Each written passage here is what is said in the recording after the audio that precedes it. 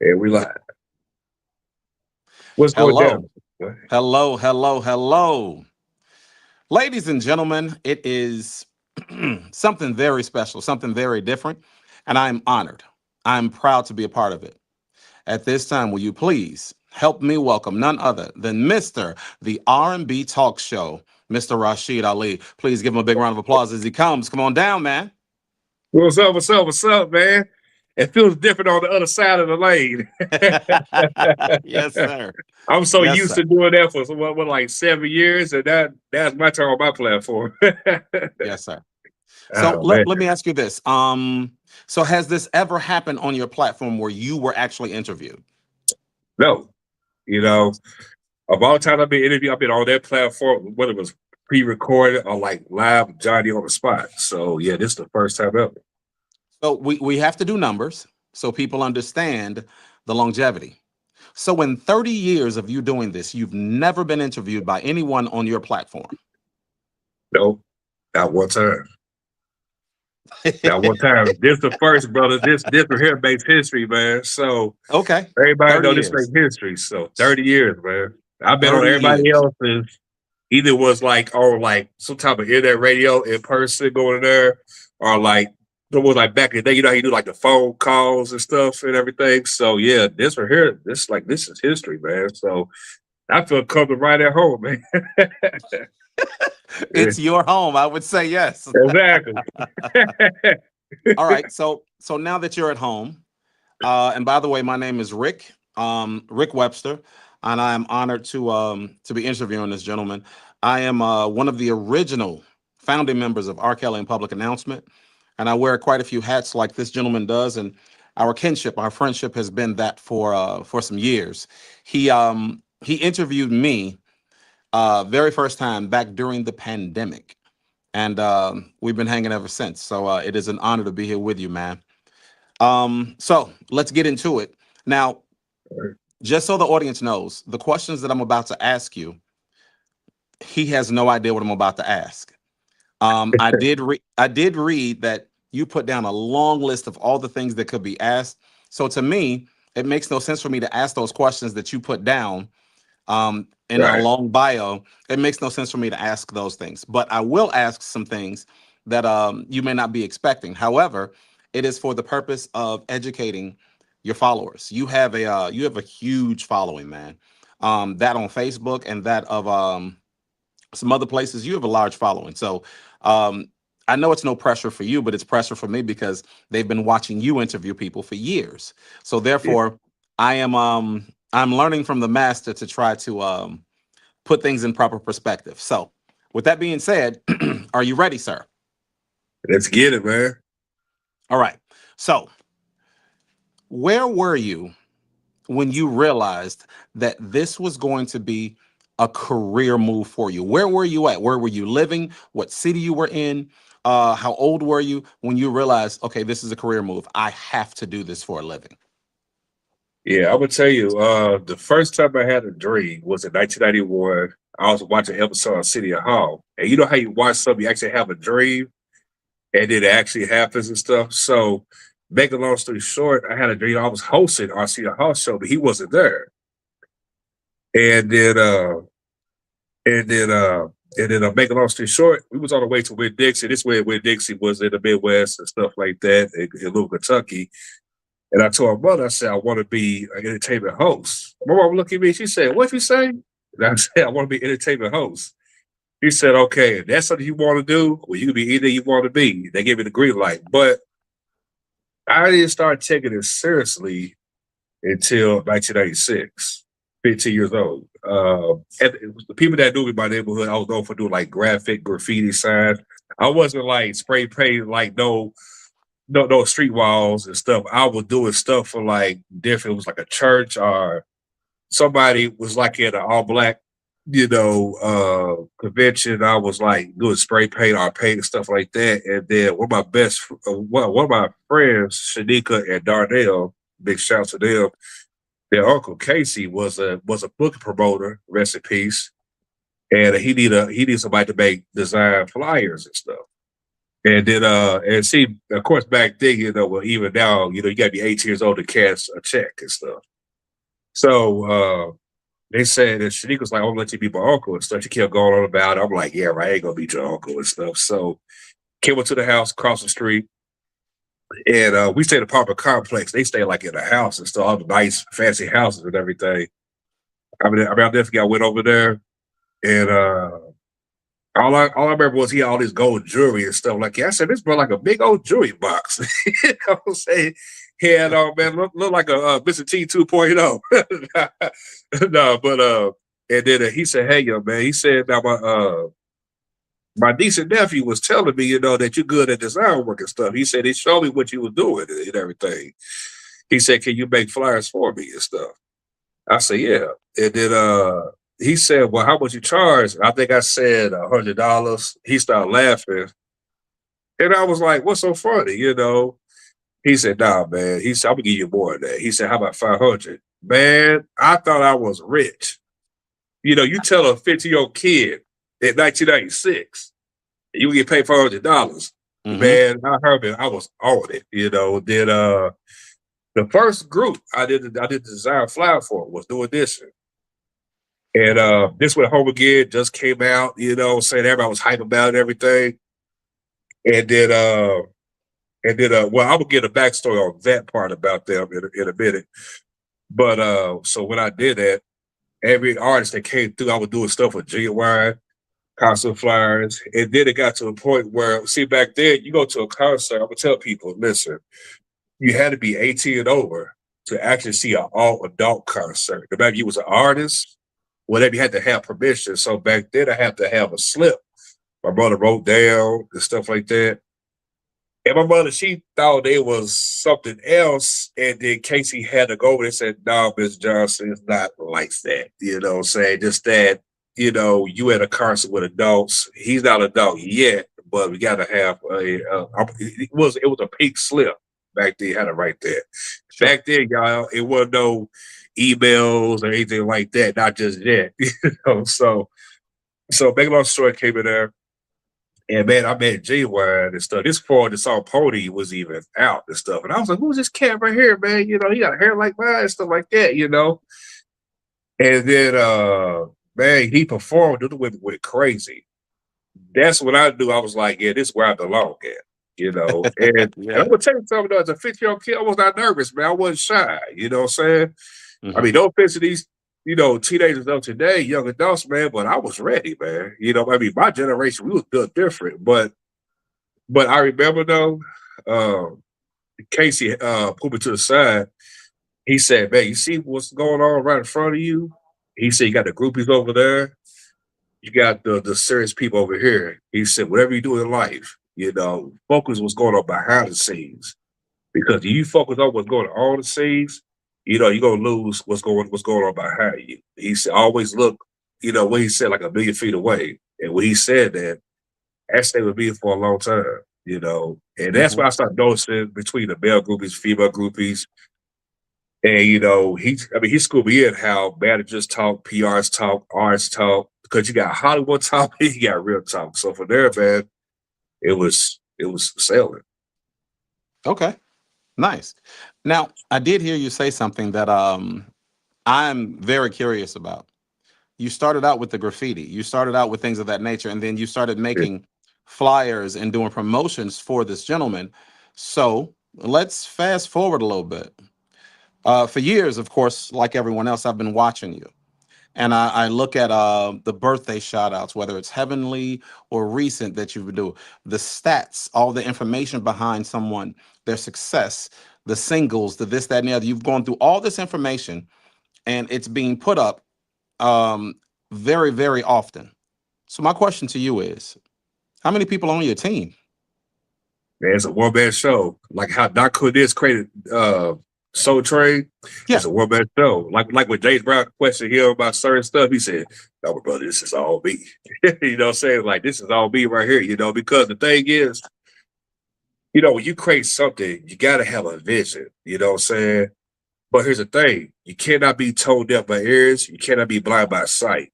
You got people, they can explain to you about good things, but if you're not built for it, then yeah, then collectively it's gonna take a handful of people, just try to make you. But I made me for me. This is that God implanted in me, you know what I'm saying? Hmm. It was just something that was like in me to create because my thing was like, I want to give you a vision how BT was, how Soul Train was, Mm. how, any platform that pertained to black music, no matter what genre it was, I'm gonna give you that vision. Like when people see it right there on the background, you think about Video Soul or you think about Soul Train or Showtime Apollo, whatever, you know what I'm saying? And Hmm. the sad part about it that we live in a time where people forgot this is how it was in the 70s, 80s, 90s, and 2000s. So for me, I always look, years ahead because I knew where I was going at. No matter what was going on in my life, I knew Hmm. what I knew where I want to create that world. So for me, well, as far as like the graphic designs, it is all in the mind. First, it was green and orange and white. I was like, nah, man, that looked like some Miami Dolphin colors. Then one day I kept seeing purple, and I was at a grocery store. So me and my oldest daughter, I'm looking around, saying, "Man, and there's something to tell me something." I was like, "Nah."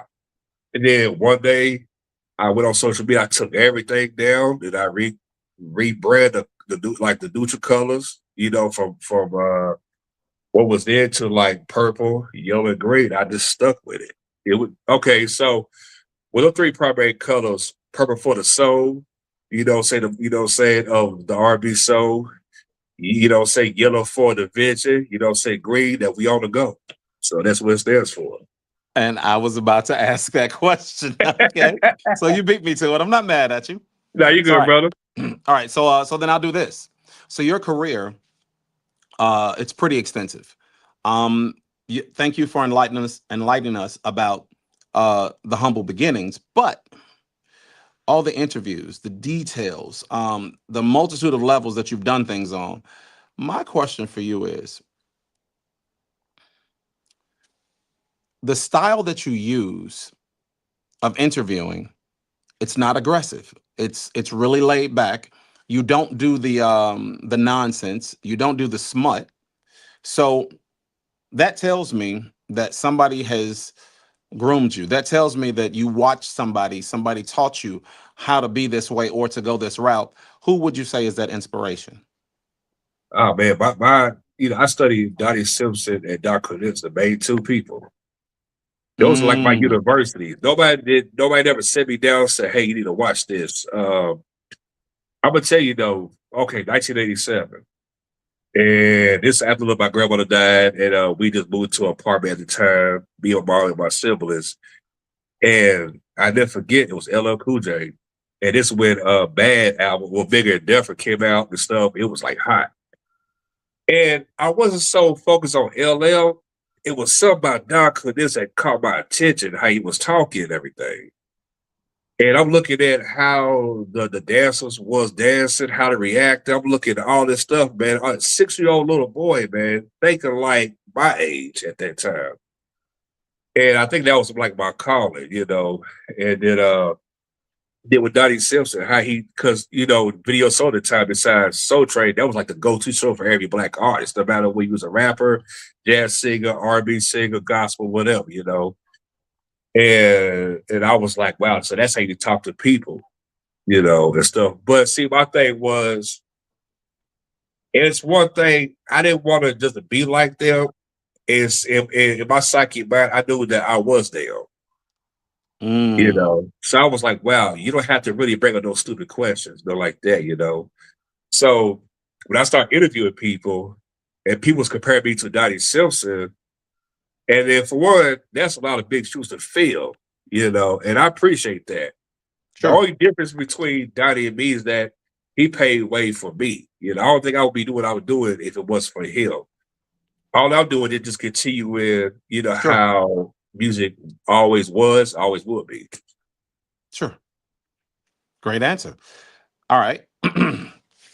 So now we understand that beginning and the people that inspired you. But let me ask you this.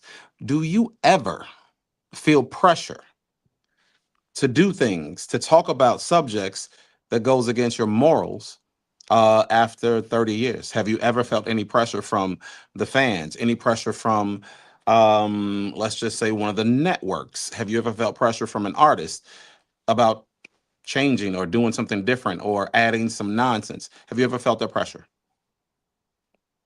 Man, you know what? You don't Nobody have to never give really, names. If you do, you yeah. don't have to give names. We're just curious.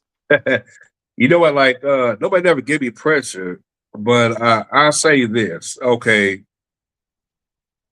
the whole Tyler Perry situation that involved with a certain actor, and he's a great guy. I ain't gonna mention his name out of respect. He's an actor, and yeah, he's a singer. But people wanted me to ask these personal questions. I'm like, I'm not about to do all that, you know. Say like the brother, he trusts me and everything, and I had to look at like just in case there's a business opportunity. Hey, you know, you guys ain't messing up my pockets, you know what I'm saying? And so, out of respect, I really talk about the art that he has as a not only as a singer and an actor, but he's a writer and also a film producer. So, and what's so funny about that?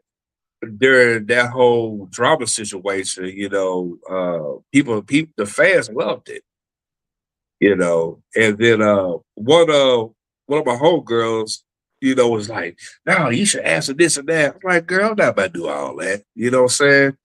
Your family too busy, you know, focus on everybody else but their own.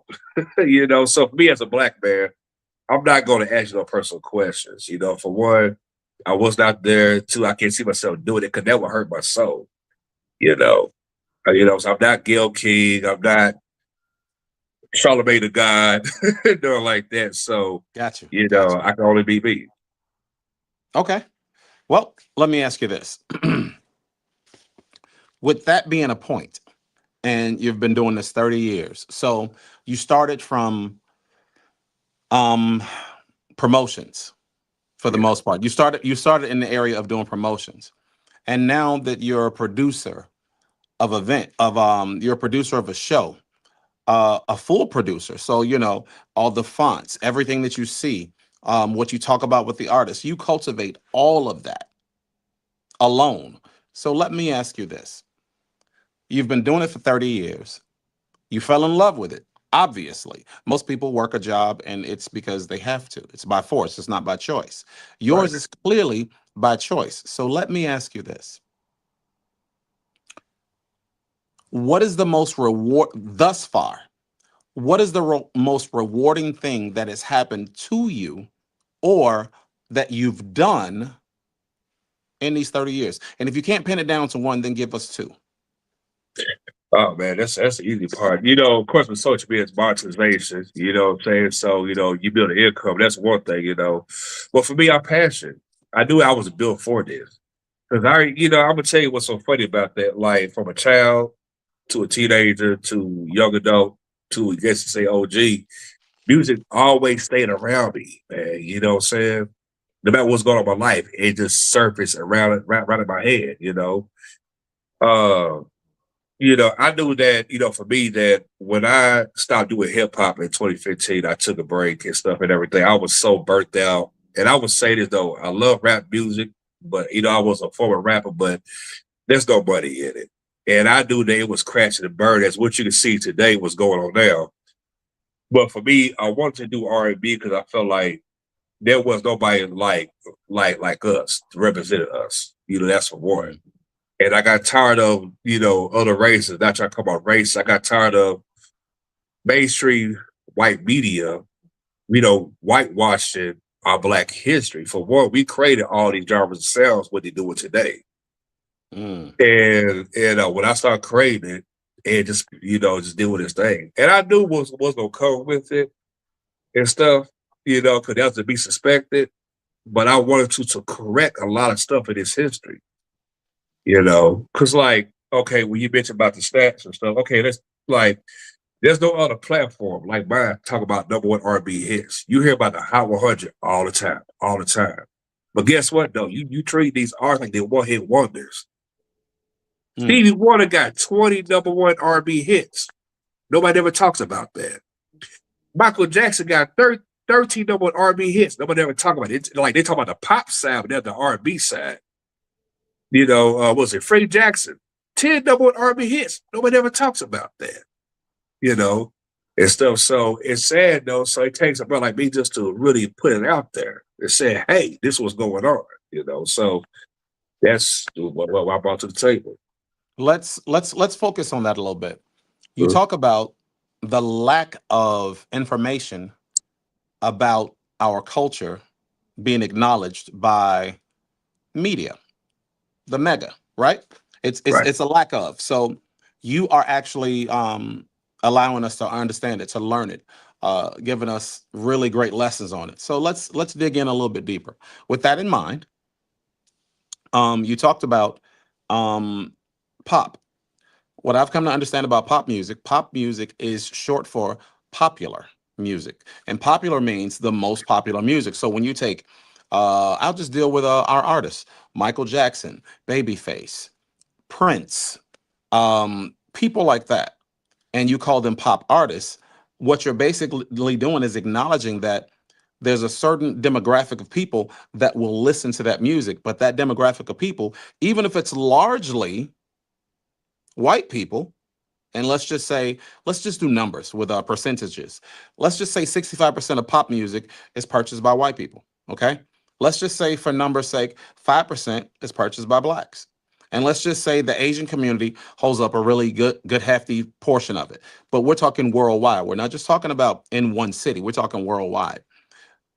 Because you're crusading this and allowing us to know these strides that we've come to, I realized that in my years of listening and watching people at different award ceremonies to do these speeches, and they thank God, or they thank their mother, or they thank the community, or they thank, whatever show it is that they're on.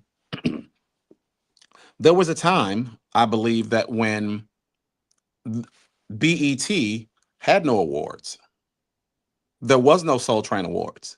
It was just allowing those people to get on that platform and do what they love to do. But now every show has an award show. Every show has something else added to it, not because it's not needed, but because it's another way to bring in income. And the more successful you come, the more problems you can have. So my question to you is, when we look back over these 30 years and all the things you've learned that deals with what we can do, what we can't do, what we can get away with, and how to grow our community, I realize that the best way to grow our community is to actually do what we're doing right now. For the followers that love you, you bring in a different entity and they like that. So now you may have somebody that co-hosts every now and again. You want to go on vacation, the show still needs to happen. Why? Because it's gone that way for the past 30 years. You didn't go on vacation. You didn't this, or you did it while you were on vacation. What is next in the line of helping us, in the line of in educating us more than you've already done? Yeah, education is definitely important. You hit it around the nail, because for me, I always want to make sure that every, well-known legendary artist, their life is documented, even like the unsongs and even like the up-and-coming artists, because my thing is, I want people to understand that R&B will never die, man. It will never die. You go to a favorite cookout, wedding, a hole-in-the-wall bar, you in your car, no matter where it's at, music is everywhere, you know what I'm saying? Mhm. But for me, like when I create my platform, I say, okay, even though I'm doing this, I'm gonna go live, I'm gonna educate people, how cruddy this business is. Mhm. And that was my whole vision. Because it all started one day. This like year before the whole Facebook Live even became a thing. I was posting like short clip videos, and I was posting on Facebook and stuff like that at the time. And Mhm. then something clicked in my head, said, you know what, I'm gonna keep doing this. Then when I found out that it was 2016, it was at the Facebook Live. I said, oh yeah, it's on now. I can fully say what I say instead of giving y'all, 2 or 3 minutes, per video. Mhm. But yeah, I just wanted to wake people up. I done had artists tell me, said, man, thank you for this. Even some of the legends that came around your era was telling me, man, to open their eyes up. And that's sad, man. That's Yeah, sad. but it's understandable. But what do you? I know you're going to continue to do the R&B talk show. We know that. Yeah, But do you have anything? And I'm going to say some things, and you don't have to say yes or no. But right. is there? Do you intend on doing your own verses? Do you intend on doing any promotions for any concerts? Do you intend on having, like you spoke about the unsung? Are you going to do a version of that, but it be through your avenue? What's next for educating us? Yes. So for me, I'm working on it's called Timeless Journey. You know, so basically the highlight of your career from past to present, where you still going in your future. You know what I'm saying? It ain't about who you slept with. You make sure are you sure you ain't drinking? And all that is not like it. It's about documenting artist's history. Make sure him or her have their flowers. And that's the most important key. Working on that. And then in between that, I'm working on to host the red carpet outside the RnB Talk Show, because I believe that you never want to stay in a box. So you want to expand your brand. Like look at our City Hall, prime example. He had his talk show when it was hot. He created a party machine. Neil Peoples was hosting that. Plus, he was hosting MTV Awards and everything else at that time. So, and I look at that as inspiration. But my thing is like, one of the people to realize, when you manifest your words, you got to back it up. All the difference is, though, you got to be built like that. Like I was telling my homegirl up in New York, I say, you just can't just sit here and say it. And here it is. It's been almost 10 years. We haven't seen nothing, and stuff. You see me doing this. You see me doing that. But at the same time, too, that's my whole voice acting, what I'm saying? Be the voice. I'm not worried about, being in front of camera. I like to do like soda commercials, stuff like that, like a car commercial and stuff, just I don't want to do nothing that's like, I ain't do no liquor, nothing like that, I rather keep it, clean, based off of what I do and everything. So that's one of my goals and everything, but for me, my vision always been since day one to expand my brand, and stuff, because it's like one day you would see me doing this, on the screen, interviewing artists. Next to me, you might see me, in the red carpet, voice acting, like working with the kids and the community centers, little stuff like that, what I'm saying? And I'm gonna say this too, it's been on my mind. I have a conversation with one of my buddies, Luis Gonzalez, and we was talking on the phone. I said, no offense to people doing these seminars about music and everything, but you're not really speaking language. You tell people what they need to hear, but you're not telling them what they should hear. That's a big difference, Mm-hmm. So I rather educate young people. Say, hey, you want to be an artist, you want to be a producer, so you gotta, make sure you're publishing, you this and that, it's all game, because you don't, then you're gonna get screwed with your pants on. So be on the lookout for that. Okay. Good work. Let me ask you this. You touched on it, but now I'm going to quote unquote force you to speak about it. And whether you do it in great length or a little bit, I'm going to draw attention to it because I've read things that you've written. I've also heard you say some things on film. So I want to talk about the elephant in the room. You are known as the R&B detective. Oh yeah. So let's talk about that, man. What does that exactly mean for those of us who don't speak the language of Hollywood, who don't speak the language of the hip stuff? So what is that? Yeah, I don't crack crimes. I crack shenanigans in the music industry. What it is though, having business relationships with, artists, camp, and that comes from people trusting you. I'm not a controversial person, so whenever somebody passed away, or or if there's like a miscommunication, I put it out there. And it's funny how some fans, not all of them, like okay, Chris Jasper, prime example. When I broke the news on him, and one guy to come and talk about, you should look him at Google, he's alive. First of all, them head, what I'm saying? I'm in the industry, brother. You're just a fan. See, that's the difference between me and you. I don't have to Google nothing. I get phone calls. I get calls from some of my friends that works at a news company, or and sometimes you know, not to put it out there in a certain way, I will, you know, they'll tell me, hey, Rashad, can you call the hospital? Because so-and-so, they didn't want to talk to you, tell say, hey, this is what's going on. I said, okay, cool. And I put the information out there. So that's how I get my source, you know. Because in this business, you got to have great business relationships, but also, too, as long as everybody's out, you know, see the eye-to-eye on things, you're good to go. But I say the way it doesn't cause harm, it doesn't cause harm to people, you know, that's the big difference, you know. So I try to put everything in perspective. Like, okay, when I broke the news on Ellenberg's daughter, and big shouts to Ellenberg's kids, they shared a post, and because they was getting ready to make a post and stuff like that.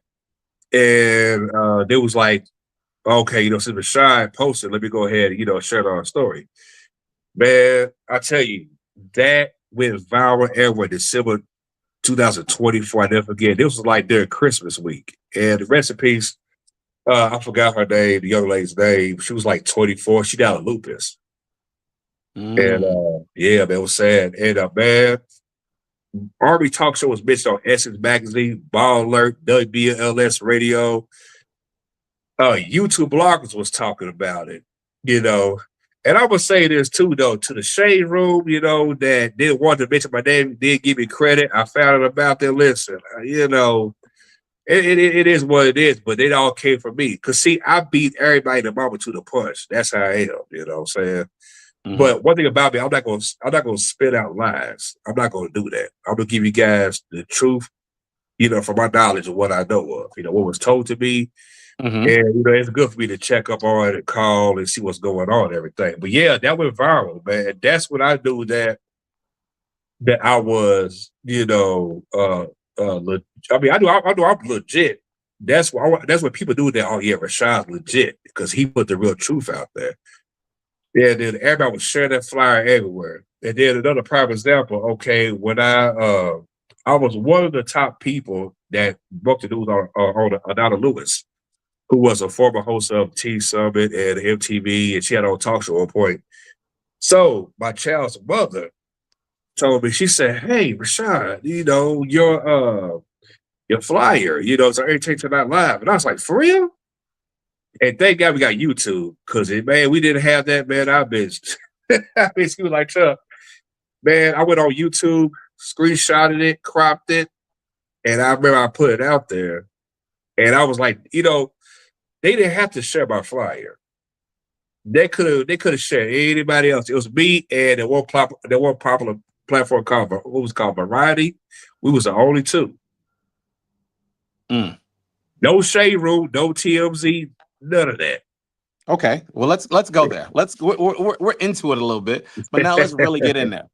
I know how you say you don't want to throw shade on people and you don't want to do smut, and you know you won't talk bad about people. But my question is, or should I say our question is, why won't you do it? Why won't you pick up the bad part? Why won't you say the stuff that everybody else is saying? If you have the ability to say it before them, so they would just be regurgitating whatever it is that you've said. Why won't you do that?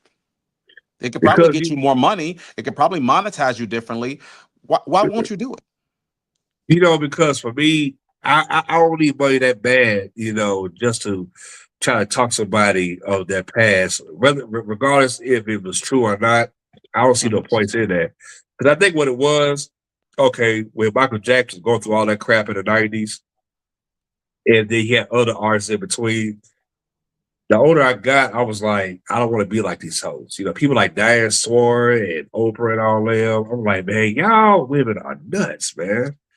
And you got the guys doing that. And then I kind of got to a point where, for me, I wasn't raised like that. You know, that's for one, you know.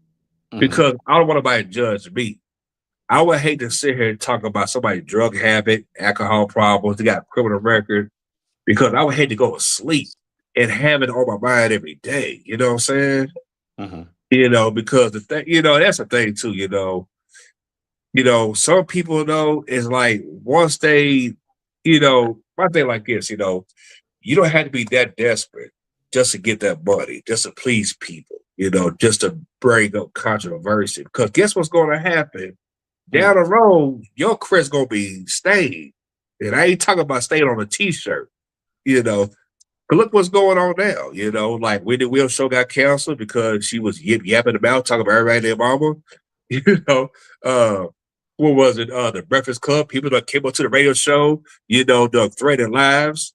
TMZ got caught up in the lies, you know, and you know, then Gail King. I mean, it's ridiculous, man. You know what I'm saying? Like, I don't need views that bad. I don't need money that bad to sit here and throw my people on the bus. Like, what am I getting out of it? Nothing. Got you. Got you. Well, you know what? With that in mind, and it's important to, hear both sides of the fence, but this is your fence. It's the one that you have built. Yeah. Even if you've had help along the way, it's still your vision. It's still your fence. So whether that fence is circular, whether it's rectangular, whether it's triangular, whatever it is, it's your fence. So you get to say how high the fence is. You get to say what material it's made of. You get to say what color it is. With Right. that in mind, and I'm going to call you the detective amongst some other names. When it comes to not doing it for those reasons, most people are afraid to speak about this, but I remember having a conversation with you, and you called me specifically to tell me this, which really, really put me in a position of a different kind of joy. It was a different kind of peace. You told me that you could not leave 2025 a certain way and that you had to enter into 2026 a certain way. So I'm going to say that you were being used the entire time, and this is evidence of how you were being used. And do you mind telling people what that conversation was? Yeah. So on December 21st, 2025, which is on my uncle's birthday, I was gave my life to Christ. And I'm gonna tell you, what led to that. My uncle passed, from COVID. Plus, he had bad kidney problems. Rest in peace, Uncle Ernst. And he died in December 2020. And then, man, it seemed like after that, all my little cousins was younger than me. You know what I'm saying? Died back to back, back to back, back to back. Then my aunt, she passed away. And then, had certain little stuff going on in my life. I thought I was getting ready to explode, man. Even though I was keeping a straight face and doing my job, make sure that people enjoyed the interviews I did. But personally, I was not happy with it myself. And I didn't forget, what was it? It was October. So it was hot outside, but fall was still creeping up. So I was walking around, trying to get my weight down and everything.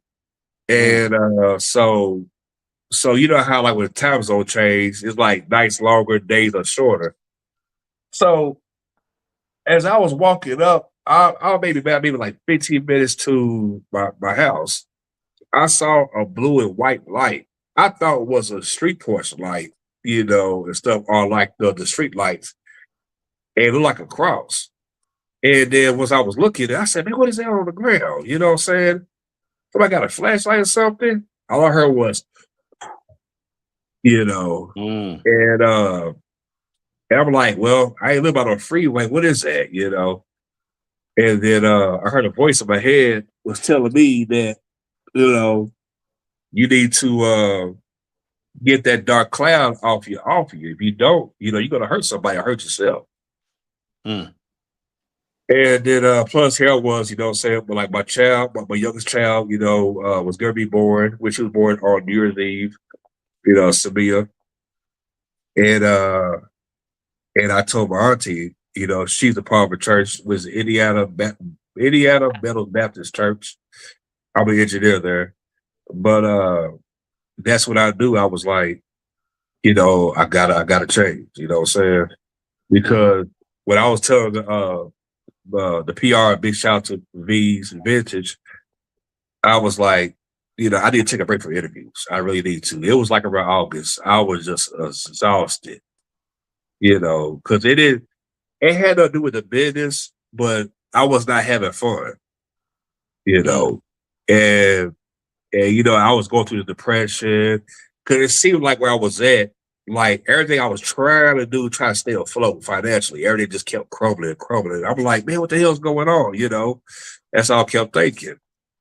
And then, man, one day, man, I was on my prayer mode, man. It was September the 4th. And then like I said, when I saw that light on the ground and heard that voice, man, God said, I hear you, son. Be calm. And then so leading up to it, and I saw my little cousin get baptized. I saw my little cousin get baptized maybe like 5-6 months prior on. And it inspired me to do that, so it was in the rumblings. But I need to get away from a handful of people to have my peace. That was my thing. So when it got like around November, that's when I started going to church and stuff like that, my aunt's church. And man, I was reactivating all over, So I told Pastor Phil, my the issues and stuff like that. And then so I told him, I said, I'm ready to get baptized. And man, I tell you, dude, for one, that water was not warm, it was cold, to just let you know. Man, my balls were frozen, pause.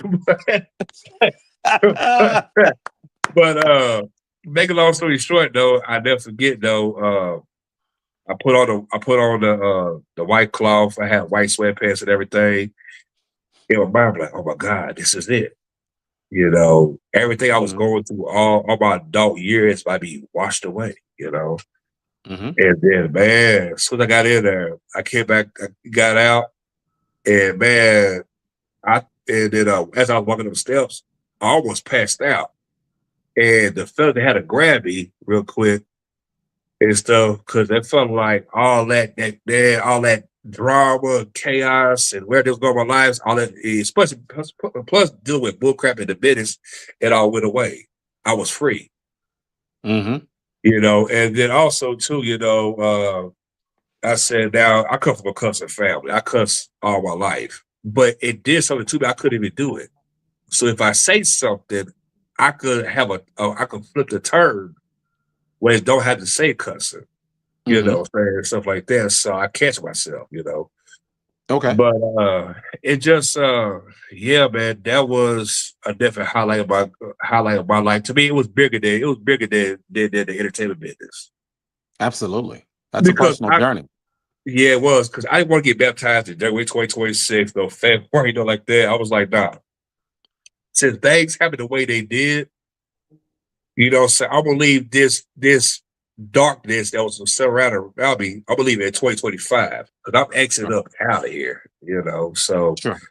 And yeah, then 8 days later, my daughter was born and everything, man. Just a whole different perspective, man, and stuff. So, and I say this to anybody, I know some of y'all may not go to church, but it's good to pray, it's good to talk with God, he hears you, what I'm saying?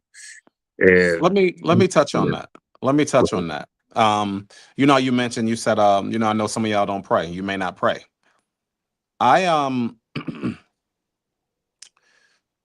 I understand being sensitive to other people, what they like, what they dislike, how they feel, what their attitude or arrogance leads them to do. But what I've come to understand, sir, is that there are people out here that are proud to be in the wrong. Some people are in the wrong and don't realize that they're wrong, but there are a multitude of people that actually are in the wrong and they don't care. They are proud of being in the wrong.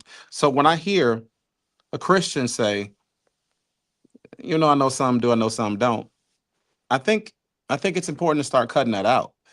Whatever it is that we're doing wrong, right? As Christians, it's important for you to stand on that. If it were not for Christ, where would we be? We'd be lost. We'd be hurt. We'd be, there was a whole bunch of things that happened to us before then.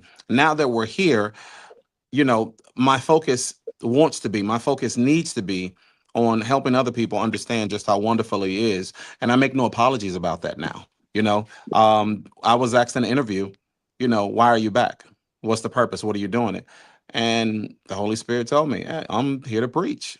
Why? What do you mean? The term unk, it's a term of endearment, but it's something that has been used from actual family member to family member, but now it's becoming something that's used by everybody in the community. But it actually is just someone who cares for you, like your parents do. This is an extension of your parents, an aunt or an uncle, but they call us unk mems, right? So I look at that as a badge of honor and to be proud of being able to help people. You've done so much in our community. and it's spreading into other communities, you know. And it's unfortunate that we have to use the word community so loosely, because if you strategize it and say, okay, well, this is the Black community, okay, that's the white community, okay, that's the Hispanic community. If you just normalize the word and say community, it means white, it means Black, it means Hispanic, it means every race here, Asian, everybody included. Here's what we should be doing. Here's how we should be doing it. Your education in R&B is what's strengthening our community. Because without that education, then yes, we'd only get what they would give us. And we realize that media can siphon and change what you want us to hear and want us to know, and we can take that on as information. But there are more and more people that are starting to popularize what is being called the truth, or being called truth. So now you're finding out that the elevator or the bulletproof vest or the ironing board, that these things were invented by who? African Americans. You're telling us now that Michael Jackson had X amount of hits. You're telling us what Prince did. You're telling us what Aretha Franklin did. You're telling us what other artists that are well known are doing or have done. And the cool thing about it is, I remember a time when they put out an album, and whether it was a single album or a double album, it had information on it. It has writer's credits. It had who was involved in it. What you're doing is telling us who's involved in things that's not literally right there for us to see. And that's a marvel in itself. So I'm going to ask you this, detective. With doing this, do you feel like it's a responsibility or it's a pleasure? And let me be careful with what you say, because when it's a responsibility, let's just go to superheroes. Okay. Does a superhero have a responsibility to save people? Or do they have a responsibility to hold up justice? Or is it the other way around? So before you say it's a responsibility or you say it's a pleasure, you know, I want to let you know what you're saying, because I realize that when somebody says it's a responsibility, sometimes people look at that in a bad light. Yeah. Well, you know, So, to me, it's, go ahead. So I ask you, what are your thoughts on that? It's a responsibility because, you know, for me, it's like I'm built for it, you know, because I put, you know, RB on my back for a reason. You know, when I created, you know, the RnB Talk Show, September 3rd, 2016, I told myself, this is what I'm going to do. I got a game plan. You know, so I'm going to do everything organically, but I'm going to correct a lot of crap that has been erased, you know, for years and stuff. Because you think about it, growing up, we had Video Soul, American Bandstand, you know, back then with music, with advertising on TV commercials and everything. So for me, you know, I use what I remember, you know, from 80s and 90s to bring it, you know, to the forefront, you know what I'm saying? And, you know, to who did this, who did that. You know, people like Jody Wiley, After Seven, Glenn Jones, Special Generation, you know, Michael Coop from Confunction, Brandy, Monica. I mean, it's so many people that thank me of knowledge in them, give them their flowers, you know what I'm saying? You mean to And tell they me, see the wait, wait, house. wait, wait, wait, wait, wait, wait. So you're telling me all the people you just named have personally thanked you? Yeah. That's why I screenshot stuff. Thank God for that. Man. Yeah, man. Thank God for screenshots. I So tell you you, could though. name drop, but you don't. Yeah. You know, Oh, but that's I name wild. drop the ones that appreciates what I do. So I feel like that's important, you know, because to me, that's why I never forget. I saw a post I made 9 years ago. It was February 2017. I said I put RB on my back. And I bet that then, and you know, it's still like it now, you know, because look what's happening. Because I'm noticing though, when I start creating my platform, and you know, I done had certain, you know, R&B artists from the groups and solo artists, though, it was like, man, you know, because you do, you know, people start, you know, acknowledging my work again, you know, so I feel like I'm alive again, you know, it made me feel good, you know, it ain't about the money, you know, like that, you know, it's about, you know, reshaping how things are, you know what I'm saying? You know, because at the end of the day, you know, it's bigger than a war, you know, just that I know that I am the man, you know, so I don't have to brag on that, you know. But, you know, and that's why, you know, like prime example, when I said, I think it was back in like 3 years ago, no, 2 years ago, I said, Black music is American history, which is true. You know, we can talk about Africa because it originated from that. But as far as the sound, this one came from here. Then I had a white guy you know, this supposed to be popular DJ in Switzerland talking about Rizzy, the kid from Africa. And I said, first of all, dude, I don't need another race to tell me, dude, you know, about black music. I am a black man. See, the problem with you want to look like us. You wear the baseball hat, get your little thin beard and all that. Come on, dude. And you going to sit here and tell me, and last time I checked, you took the last name from a singer, an R&B singer from Philly. It came out in the year 2000. So please stop it, man. You know, and Okay, man, my so you're fans told him gatekeeping. alive. So you're gatekeeping and making sure that it stays Yeah, pure and authentic. Is that correct? yeah, yeah. All right. Because Before right we now the before first we one stop said nice. Yeah. before we dive into that, let's backtrack just a little bit. I heard you say something, and there are several kinds of this kind of word. So when you say you're an engineer, what are you engineering? Just so your followers know exactly what you're talking about. Because I know, I just want you to explain it to them. Yeah, for those of the people that you guys know that it ain't like no recording studio where you got an artist record a song. They're just making sure that the sound system is straight. So whenever you see a church, you know, on YouTube or on TV and stuff, you know, people like me, you know, say make sure is that, you know, the sound is good. Because if it's off, it's over, you know. And the pastor will let you know, say, hey, you know, my voice was too low or too high and stuff like that, you know. And then sometimes, you know, even like you might have like the choir, you know, not the singers, but as far as like the band, you know, the drummer, the keyboard, and the piano player, you know, they might say, hey, you know, this was low, I can't hear myself. So it's your responsibility to make sure that everything is right.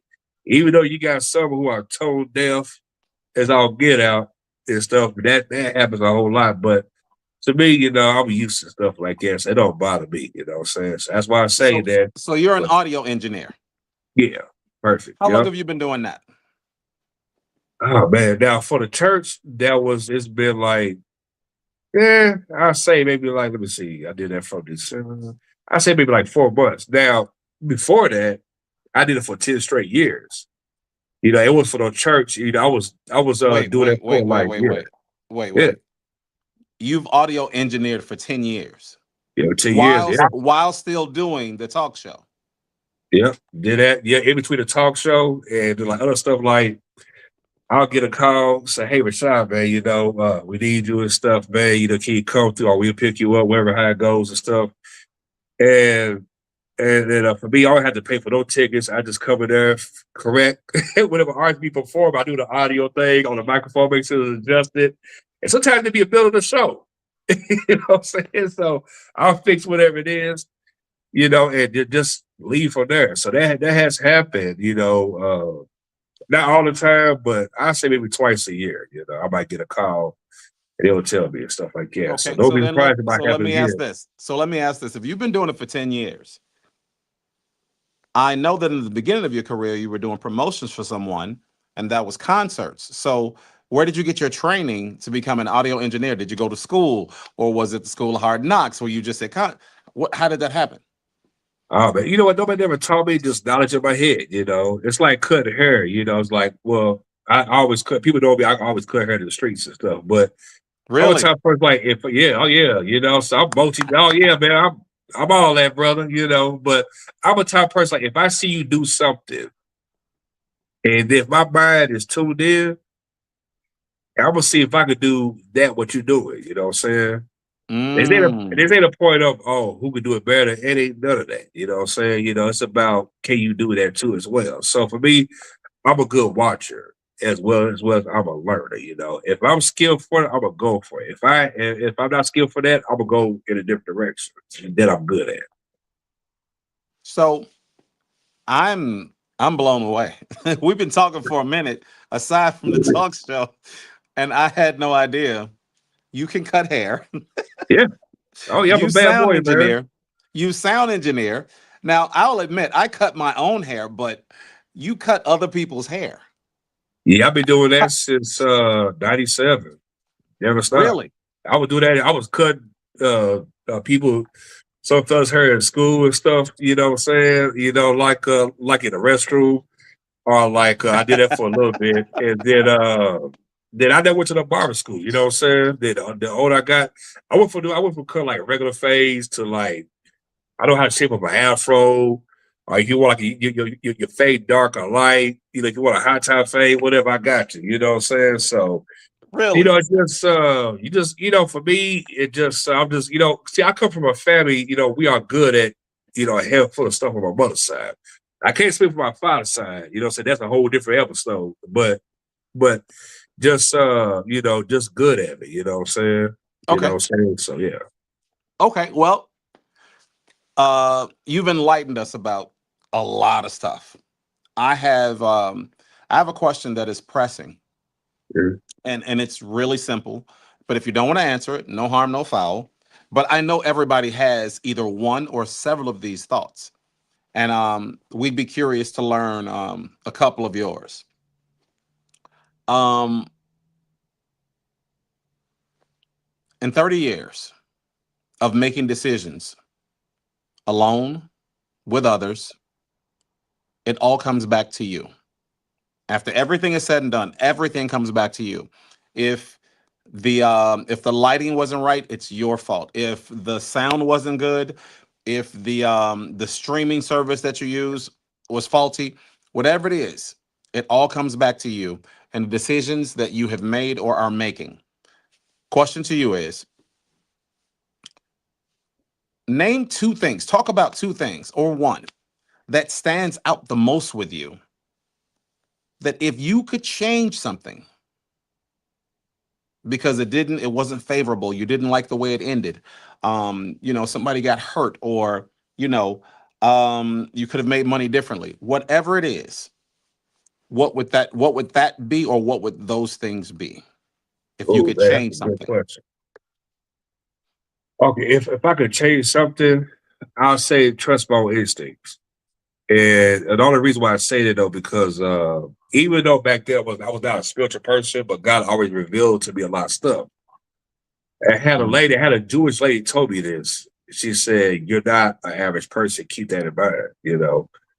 Mm, And for me, whenever somebody tells me something, I can hear it. It may sound good, but for me, I'm a type of person. I will be like, I take my time to really let that sink in.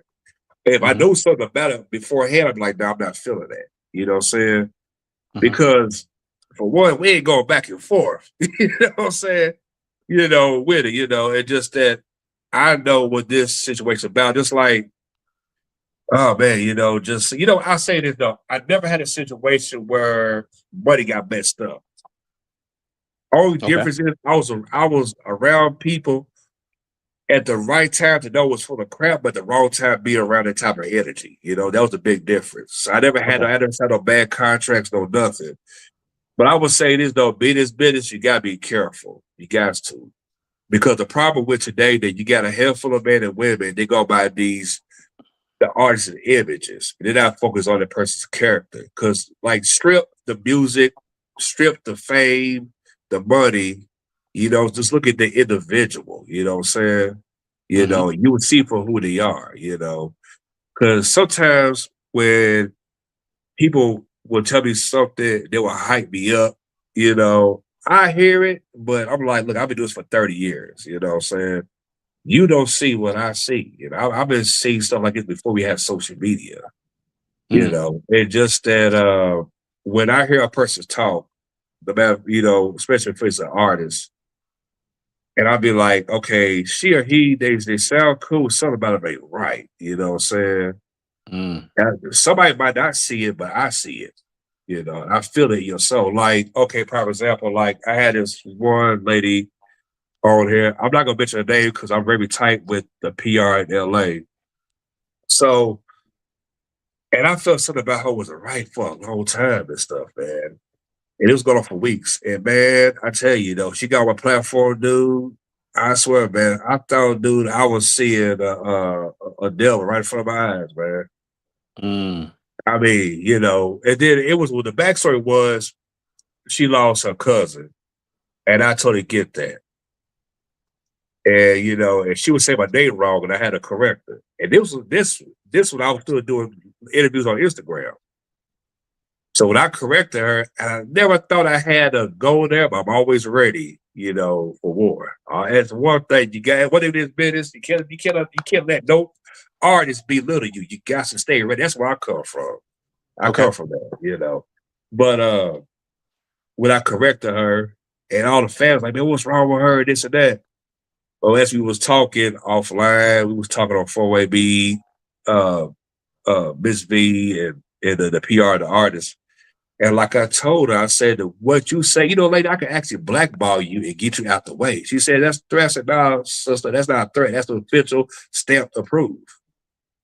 Because keep in mind, your PR helped you get 1 million followers. He's helping you take it to the red carpet. I understand you lost your cousin, but guess what? I lost 19 people, within, at that time, it was 4 years. Everybody should go crazy as me, but I get it. But at the same time, I can't have you on my show because the thing is, I don't know when your porch light's gonna come on or it's gonna come off. Straight up. So, and then after that was over with, then a couple months later, after that was over with, then we got like around February, this one drummer, he drummers for Pay LaBelle, and stuff. Well, Pay LaBelle got different drummers all the time. And that situation, I felt a funny vibe coming in because he lost his mother once again. And I'm like, man, what is going on, man? And I would say this to anybody, this to any PR, any manager, man. If your client got a death in their family, man, don't bring them on the show. Let what I'm saying?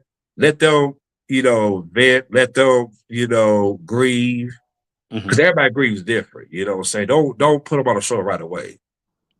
And this brother got on my show, dude, drunk, with his $2.50 motel outfit on. And I'm like, nigga, have you lost your chiropractic mind, man? Like, really, you just gonna talk like that? Wait. Okay. Let me be devil's advocate. I believe the reason why they did not, or why they would not postpone the date, in the industry, when you're hot, and you have to get on it immediately. Yeah. So if I'm booked to go on your platform and your platform has X amount of thousands of viewers and they could all be watching that night, or it could be replayed over and over and over again, because that's another way to monetize. This is that shot. This is that one shot deal. We got to go for it. I know this is bad, and I just need you to man up and do it anyway. I look at things like that because people get pushed to do that all the time. Yes, it's wrong. No, they're not ready. Yes, it's terrible, but that is the world that we live in, So I honor you for sticking to your guns and not allowing it to swallow you up and push you into these things. But a lot of us are not that fortunate. A lot of us are not that fortunate to have those morals to be able to hold on to and stick to.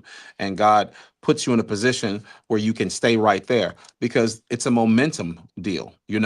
Again, when somebody's hot, what do? You jump on it. Well, they're not feeling well. Well, if they're not bleeding by the eye and they don't have an open wound where you'd see them making faces, flinching and things of that nature, put them on the show. That's what most management will do, because they're trying to keep the momentum. They're trying to make it greater than what it actually is, but that's what they do to keep the momentum. So I understand what you're saying 100%, but a lot of us don't travel in that pack of, rationalizing and being, doing it a certain way, because we're trying to keep the momentum. We're trying to grab because it's hot right now. I got to, as a matter of fact, I'll give you an example. So we linked up earlier. We made sure that the lighting was right, and I'm in my studio, you in yours, and what did I tell you? As soon as we're finished with the interview, what am I doing? I'm going back to go film something, because the momentum for something is fun. Now, mind you, I don't know what you consider. I'm going to ask you, and you can just give me a number, because I'm just curious. When something has gone viral, what number would you say viral constitutes? Yeah, whenever I break the news on a certain celebrity, I might get anywhere between like 10 to maybe like 20, 30,000, likes off of one post. Okay, so is that considered? So is that 10,000 considered viral? Yeah. As far as like social media, and stuff. Okay. Yeah. So started at about 10,000. Now you're viral. Is that right? Yeah. Okay. So my purpose is, it's something's hot right now, and you were the one that mentioned it to me. You was like, okay, this is hot right now. Did you see that about you? And I was like, yeah, no, I didn't see it. I didn't realize it. So now that made me enthusiastic to say, okay, let me go back and do something about that and put it out there, not only to tell people thank you, but to create a challenge, because summer's about here. So that's what I want to do. So when we're done, I'm going to go rush to do that in my studio. But here's the thing: who says when something is viral? Who says when it's a good time? I believe the more people that you connect with, it builds your team and makes you stronger. Like, you're a one-man show, but the fact that you know a ton of people, the fact that you are connected the way that you are, it makes it easier for you to win, because you have several people across the platform. You have different platforms that they're reaching out, and they're viewing you, they're watching you. You've got magazines and publications reaching out to you, telling you thank you for things. So that makes it different. Whereas the rest of us, we don't have that. So therefore, whenever the momentum hits, if we think it's the right momentum, we grab onto it. So I'm going to ask you, what should we do in order to get that momentum going? Because you've been living it, and your numbers show what they are. What do we do? Yeah, because anybody that want to create a platform, and well, for one, you got a hashtag. You got a hashtag consistently. Because once you get over 100 and 1,000 hashtags total or per post, people can search you on Google. You gotta be consistent. And then you gotta know what you're talking about. That's for sure. Saying you gotta sell yourself. Just because you see something on the air that looks easy, it doesn't work like that. Saying. But And I what is always had selling? to, What is selling? Break it down for us. but What is yeah, selling yourself? sell yourself. That means that for one, it's one thing you post the stuff, but you gotta know how to talk to people. You gotta advertise yourself. And you gotta back yourself up with who you are as a person. It's like every time I get a platform, I introduce myself. Either I'm talking, going live, or just making a video. You know what I'm saying? Because I had to sell myself. Because it's one thing people see the product, they see it's done. But in order to match that, my interviews had to be good as well as I posted. So everything will make sense. Because who else gonna do it for me but me? I bet on myself, to win. I bet on myself to strive for greatness. I bet on myself that when everything is all said and done, close my eyes, the next era will come through and pick up where I left off at. Like how it started with Don Cornelius, then it went to Donnie Simpson. After that, then it went to another host. After that, then came me. You know what I'm saying? And then after me would be somebody else. They would go on and on and on. You know what I'm saying? Because it don't stop and everything. But you got to sell yourself. For one, you gotta know what you're talking about. You gotta be presentable. You know what I'm saying? Then when you conducting business, you know what I'm saying? Always thoroughly pay attention to what a person's saying. You know, you gotta Wait, promote the wait, wait. brand. What's presentable? Because my definition of presentable is maybe a tank top with a pair of basketball shorts on that are really, really big. Nah, What you nah, wait, you just I couldn't even get it out, and you said no? Like, break it nah, down. bro. Like that's some New York stuff right there, man. Nah, but just presentable is like you don't have to have a suit and tie. You can have like a casual shirt. You know what I'm saying? For one, I say this though to all my black men. Young and even older. If you have a platform, you have to stay groomed. You know what I'm saying? When it comes to facial hair, you gotta make sure if you got an afro or fade or whatever, braid, dress, whatever. And this goes to the young artists too, man. Women they look at stuff. Even though some of the powers people, I ain't talking about no dating. They watch. Cause one thing about women, I got two sisters, I got three aunts, sister, cousins. They look at us, man, for the feet as well as our face and how we carry ourselves. You know what I'm saying? But Really? also too, you got important people look at you like, you know what? I think I could invest into that person. Mm, You know what I'm saying? I think mm. I can really do that because like I've been interviewed by so many people. And people's like, oh man, you always cleaned up, Rashad. I never see you look all beat down. I said, look, man, I ain't got time to look like no damn broke down mechanic. You know what I'm saying? You know, because I wasn't raised like that, you know, because like you don't have to be rich and dress, have expensive clothes, but at least look fresh. Because in the internet, people watching 24/7 all the time.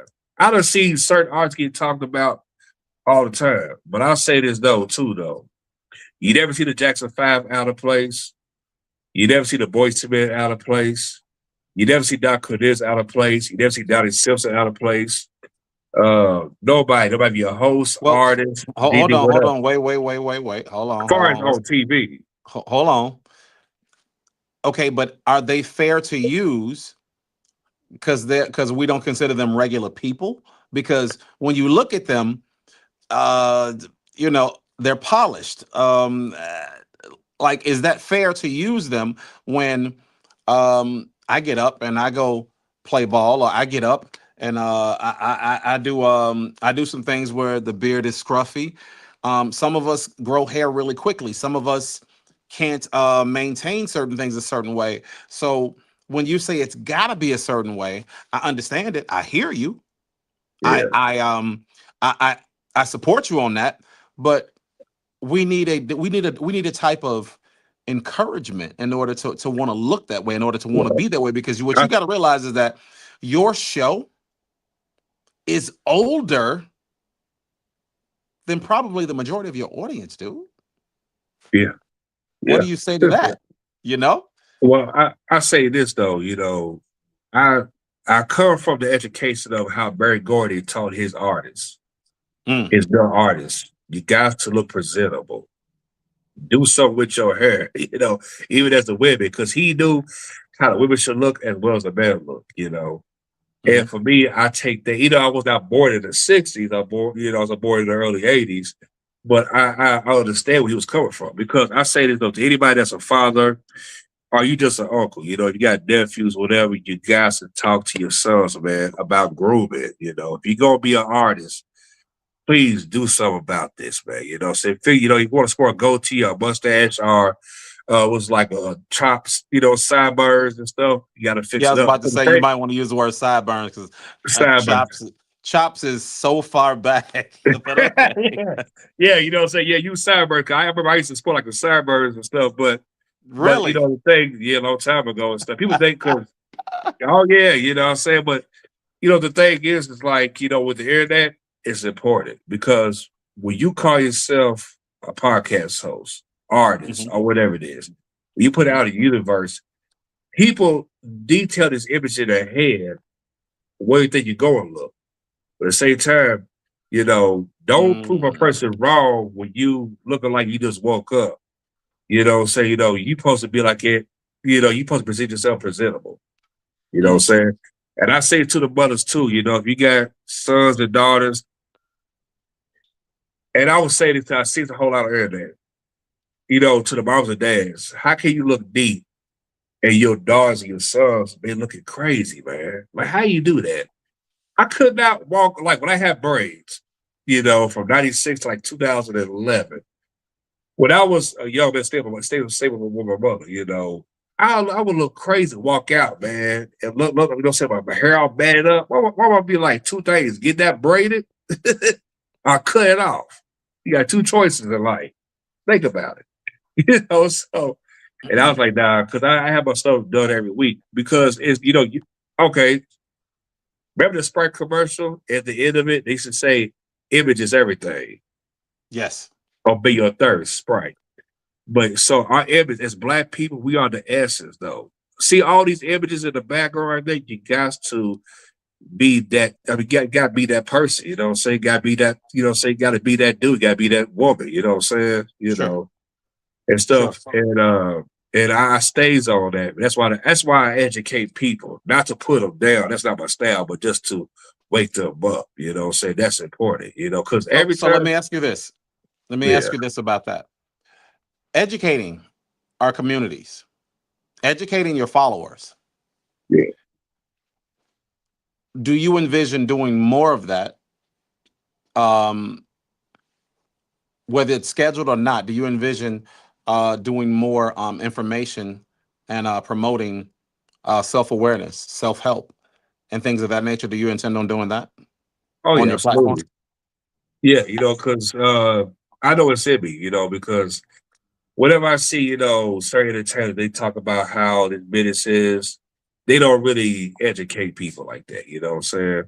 Well, for me, I feel like I put up on myself to educate people. You know what I'm saying? I feel like it's important because Hmm. you think about it. It's sad that here it is. I got a teenage daughter that's 14 years old.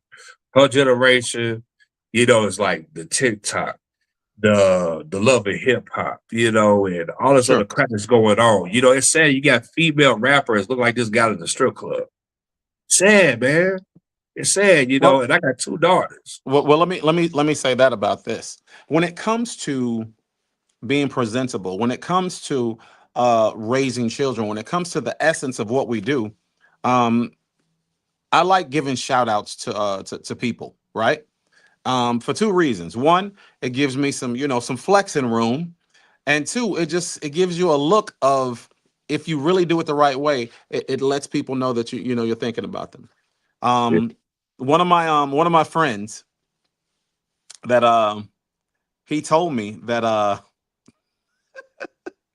he talked to you and that you wanted and that you were going to interview him once his album was ready.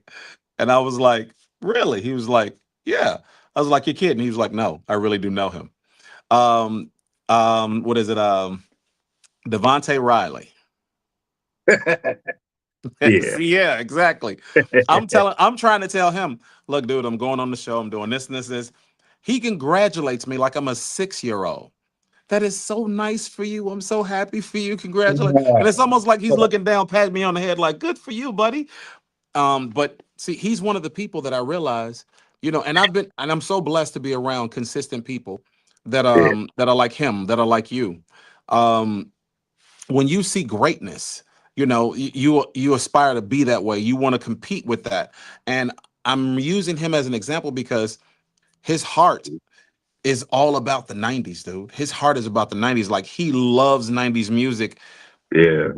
like people that are doing something wrong love doing something wrong. He is diehard 90s, right? So I'm listening to him produce music. And he was like, man, and he'll go back, he'll go on rants and be like, this is a great song. And he'll give me all the reasons why it's a great song. And it doesn't matter whether it's a guy or girl. He's like you. He knows who produced it. He knows how many writers are on it. He knows all these really intricate details. So he's a lot like you when it comes to knowing the intricacies of what's in the album, who produced it, how they produced it, why they produced it, if they were on a couch, if they were in the Bahamas, if they were at home. So I'm saying all that to say that when our youth are given these images of people half dressed, it's because there's not enough leaders like you to show the images of where they got that from. See, there's some images of women out in Africa, and the way that they dress makes people here look silly. Why? Because they're in less clothing, but the way that they're dressed, it's for a reason that deals with culture. They've always been that way. They've always dressed that way. And it wasn't for likes. It wasn't, a lot of it dealt with praise and worship. They weren't ashamed of their bodies. They weren't trying to flaunt their bodies, but they dressed certain ways because that was the garb that they wore. So I'm saying all that to say it takes a village to raise a child. We just have to make sure that the village that's raising our children is our village, because we've been letting other people do it. What happens is we take a cell phone or an iPad or some kind of a tablet and we put it in their kids' hands, and you don't put any parental guidance on it. So now they're going through all these different things and they're seeing these images, and now they start to get these depictions of what great is. They start to get these depictions of what understanding is. If we go back and look at the 90s with them wearing the really baggy clothes, there were people who had on baggy clothes that still exuded sexy. They still Yeah. exuded dopeness. And right now, we think that less is more. Less clothing is a lot more better. But it's just time for some people like yourself to show these depictions, because every time you post something, of course, we get hit for it and you're gaining followers all the time. But we need more platforms like yours to do these depictions. We need more platforms platforms like yours to talk about these different things that we should do, we should not do, and how we should do any of it. So in essence, we need more people preaching about, we already know it's bad, but preach on some things that we could do to change it. So that way it makes sense. And we all eventually get led back to what? Doing the right thing, not worrying about those things. Because see, you've got a 30-year career that says, I don't do smut. I don't know of anybody else that's done that. I know that there needs to be an award given. There needs to be an appreciation ceremony. As a matter of fact, I'll do this. Okay. I'll say this. When it's time for that award ceremony, that appreciation ceremony for you and other people in their respective cities, when they bring all of you all to the same place, I will come and do whatever it is that's needed. I will do it for absolutely free to honor all of you guys. Whenever they're ready to do it, whoever the powers that be are, reach out to me. I'm more than happy to do that. But that's what's has our community in a space that we need more. We talk about needing better leaders. We're talking about needing more leaders. But the problem is we don't have enough people volunteering. We don't have enough people offering, and it's because of what? My past is holding me back. Well, I was associated with this person and they know me for this, but it doesn't matter about that. If you're doing good now, if you're doing Christ's work now, if you're witnessing to people now, that's what's most important. But we get caught up in what we've done and we don't want to move forward with it. So I'm telling you, and this interview is really about giving you your flowers. It's about acknowledging not just who you are, but that you are all that you are. See, I didn't know those things. Like more than half of that, I had no idea you did those things, man. And I marvel at it because your humility says, all I know is that you did this one thing and you were focused and driven on that. But there's so much more, and there's so many more things that we can talk about, so many more things we could teach people. But I just think we have to start putting together programs to help people get to you online, because they can't fly to where you are because it's too expensive. But when it does get to the point where they can fly, then we'll do it. But in the meantime, we've got to start putting together these programs so people can be online and they can look and they can listen, because there are people that want to do it. There are people that need to do it. And this is an outlet that should be for them. But somebody's got to pull the trigger and say, hey, I'm offering this. Come on and get it. So whatever that is with you, you tell me what it is. I'm in, So let me ask you this. And I want you to think about this, because this can be really offensive if you don't say the right thing.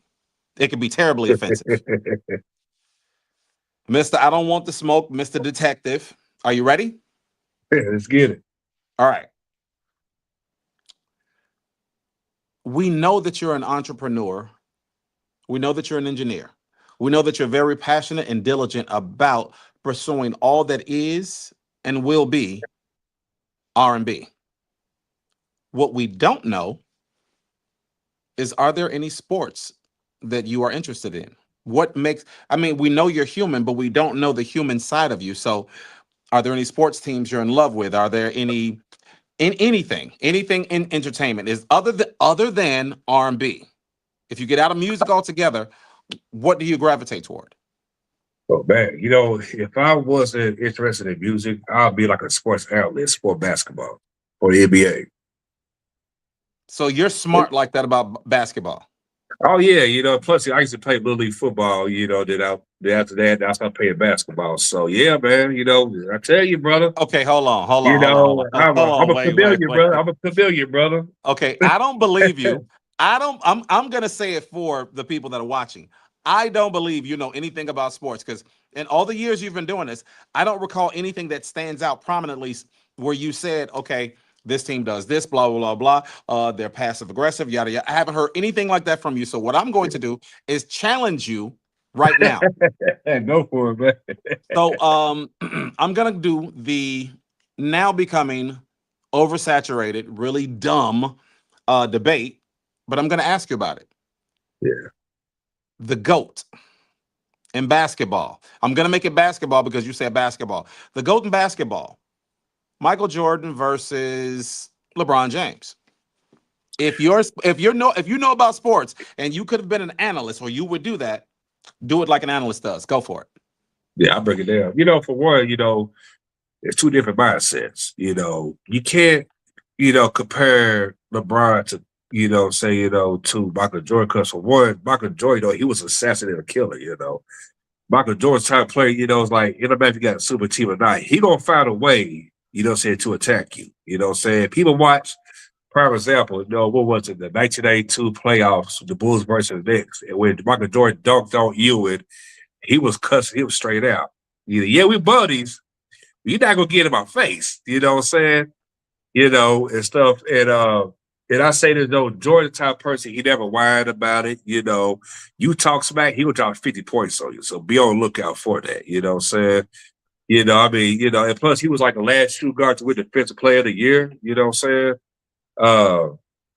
And that's why I'm gonna say this too, though, with Isaiah Thomas. My brother let it go, dude.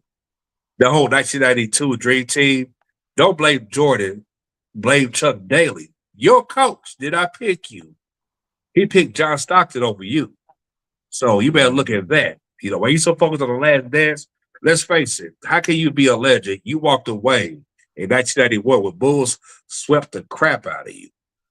You know what I'm saying? And the Bulls went on to the finals and beat the Lakers. That's not sportsmanship. You know what I'm saying? That's a punk ship. You know what I'm saying? In my opinion, though. As far as, but I'll say this, though. It's hard to compare everybody to go because every play was good during that generation. You know what I'm saying? Because we will never see Michael Jordan versus Jerry West or Michael Jordan versus Julius Erving in his prime. You know what I'm saying? And stuff like that, But as far as LeBron James, he's a great player. I mean, he made history breaking stats. But the thing about it is with him, he don't have that killer mentality. That's his problem, I mean, all that complaint to the referee and stuff like that. Come on, brother. Dude, you 6'8", 6'9". Come on, man. You know what I'm saying? Your weight, your size, dude, you should be a killer, man. You know what I'm saying? Basketball wise. It's like, and that's the thing too, when somebody's provoking you and stuff, like, you know what? He said all this, I'm gonna drop 60 points on him, get out the way. Because there's been consistently with LeBron, there's been inconsistent with LeBron throughout his whole career. He's a great player. I will never take away what he accomplished.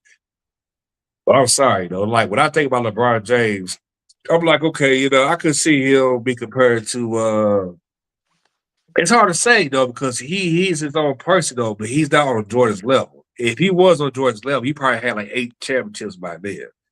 But what I would say is though, you don't need a super team to try to get a championship. Because, he tried to do it the first time he lost with the Mavs, and of course he got back to back. Then Cavs, I'm almost surpassed that. The Lakers, they try to regroup over and over again. It don't make sense though, you know what I'm saying? Like, okay, Jordan beat a super team. He finally beat the Pistons in 91. He beat a super team, the Blazers. They had Cliff Robinson, Kevin Ducksworth, Buck Williams, Terry Porter. He beat a Danny Ainge, a super team. He beat the Phoenix Suns. They had Tom Chambers, Charles Barkley played at his best, Kevin Johnson, Dan Marley, Cedric Ceballos, all those cats. And Jordan got them all out the way. Same when he came back. Even though they lost to the Magic in the second round, whatever, conference finals. And, because Jordan was not in that, well, he was not in that basketball shape. He was still in that baseball shape. But when he came back the next following season, he swept the crap out of Magic. And Magic had a super team. His former teammate was Horace Grant, Danny Scott, Anthony Hardaway, Shaquille O'Neal, got him out the way. You know what I'm saying? Jordan didn't have a super team. It was Pippen and Robin. He had great role players. Turn around. Beat the Sonics. Sean killed Gary Payton, Della Strip, Sam Perkins. Come on now. You know what I'm saying? I mean, I can go on and on. Okay. Yeah, man. I get it, man. I'm sorry for doubting you. Yeah, bro. Leave that my basketball conversation out of this, man. So you're good like that then, huh? Oh yeah, okay. brother. Okay. All right. Well, I'll tell you what. Let me ask you a question. And maybe you can talk about it, maybe you can't, but it's about wanting to know what's new with your company. The RnB Talk Show. Are there any deals that you're working on right now? Commercials. I saw a post of you behind the camera directing. What's up? Yes, sir. Yeah. So I always had a vision for years. I was like, man, I love to do not just, try to direct my stuff and all that, but I love to direct music videos. You know what I'm saying? I'm a type of person, I won't charge our time because let's face it, we ain't living those type of times where artists get on type of budgets like that. You know what I'm saying? I'm a type of person, I'd rather be affordable than be expensive to you. You know what I'm saying? But Mm-hmm. I've just seen some videos. There's like the song could be good, but the video be so trash, man. Not all of them though, but some of them be like, come on, what is this, man? My daughter could film that. You know what I'm saying? So when I made that post and I said my dream is to be a video director, you know what I'm saying? Cause like whatever, and you got some artists that don't have music videos, and I sense the vision in my head. I'm like, man, if I direct that video, I will add this and this and this. So that way the artist could, have a video to back up their song to give it a push. You know what I'm Sure. saying? Go from there. So that way, it's when I got my input. I will make sure your input is counted. So that way everything, makes sense to you. You know what I'm saying? Because I always ask artists every interview, we gonna shoot a video. They'd be like, oh yeah, me and my team, we working on it. They be months later, you don't hear nothing. You know what I'm saying? So, Mm-hmm. and I get it, because you got some people they charge $15,000 stuff like that. But even with cats, they do charge that much. Have to probably be looking all that. They be looking like the next other person. You know what I'm saying? Okay. But yeah, that's my goal. You know what I'm saying? Is to really bring that out. So produce videos, produce Yeah, music videos. All right. yeah. Well, I tell you what. Seeing as how that's your goal, um, I got some stuff we need to start working on there. I got All some right, stuff we need to yeah. start working on because I'm telling you, when I saw the Yeah. when I saw the camera and you, and then the caption, I was like, no. So, and I did wait to ask you this purposely so everybody could see it. I'm calling you out right now. I got some stuff we need to start working on. I believe that music videos still matter. I believe that there's a certain percentile of everything that you can do that will help people notice you. You can have a hot song, but there's a percentile of people that will be like, okay, the song is enough. It's amazing. I'm spending my money. Then somebody could see a video and they go, oh my goodness, I didn't realize that was that person. I love the video. I'm buying the song. And then Yeah. there's a percentile of people that until you do the song live somewhere, they don't care. They will throw you to the wolves. So to me, Yeah. it's three different things. It's more than three, but let's just take those three different aspects of it that can sell your product to people direct to consumer through a record company, however it is you choose to do it. But I just am a firm believer is that has worked before previously, since they started doing film, and it doesn't matter how long the video is. I mean, Michael Jackson, he did some revolutionary things with Thriller and Billie Jean, and that was great. But it seems as though now um, there's a lack of concern. There's a lack of doing something different. There's a lack. There's a thing in my mind where you've done everything that you could do. Everybody, they did the spacesuits, they did the out of this world, they did all that, they did the waterfalls, they did it like you were in the Sahara, they did all these things, and they went Yeah. really, really elaborate with these $1 million budgets, and now nobody can think of anything.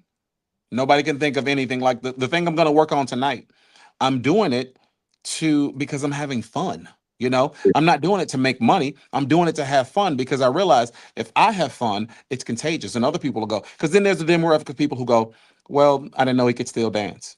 Well, I thought he was too old. Well, I didn't see. But for me, it's the direction that the video goes in and the message that you're sending. And when people see you act, when people see you acting, whether you're an actor, female or male, when they see you bring in these different aspects and you put it together, you can open up different avenues of revenue for yourself. Like here at Parable, I don't want to just sit here and do stuff just for myself. I want to do things that allow me to do things for other people. So filming them, photography, all those things incorporate the arts, and Mhm. if we can come out with different series, whether it's comedy, whether it's drama, whether it's just to be thought provoking. To me, everybody can't go over to Tyler Perry's studio. and pay the money that Right. it's going to cost. Everybody can't go to the studios here and pay the money, but if we can work something out and it's beneficial, guess what? You come over, we get you that vision done. Now you're happy and you can release it to the rest of the world. And your following now has something to follow you by, and they don't have to be at that show. They can watch your Yeah. video, you know? And it's weird now because the industry has changed so much because now views matter. Whereas before, views were a must for people who were fanatics, which is that's what the word short fan is fanatics. So the people who really loved Prince, they would not go see Prince live, but they would watch that video over and over and over again until they saw him. They tried to get that video on VHS or DVD until he came to town, and then they went and saw him. And then after they left, because they loved it so much, they'd watch it over and over and over and over again. Now, in order for you to get a record deal, how many streams do you have? Now, in order for you to do this, but back in the day, people just loved it, and they loved you because of your work ethic, and they found out what you did and they gravitated toward it. Nowadays, if you don't have views, you don't get views. And there's some people who have incredible music, but they don't have an outlet to put it on, you know? So that's why when I ask you, you know, what do you intend on doing? And you do videos, to me, getting those videos out, getting the footage seen by the masses, that's the difference between most of us eating or not, you know? So Yeah. I want to thank you. I want to thank you for your diligence in these past 30 years, you know? And I can say this, that when you came to me about the interview back in, was it 2017? Yeah, 2017 around that time. Yeah. Okay. At that point, I can honestly say, oh, bless God, I wasn't happy. I wasn't depressed, but I wasn't happy in a sense that my career, I didn't have one. You know, I'd let go of Yeah. everything. I'd had my fallouts with the group and we done what we done. And I just didn't feel like I mattered. You know, I really felt like nobody cared. And out of nowhere, you hit me up, and first it was messaging and then it went to talking.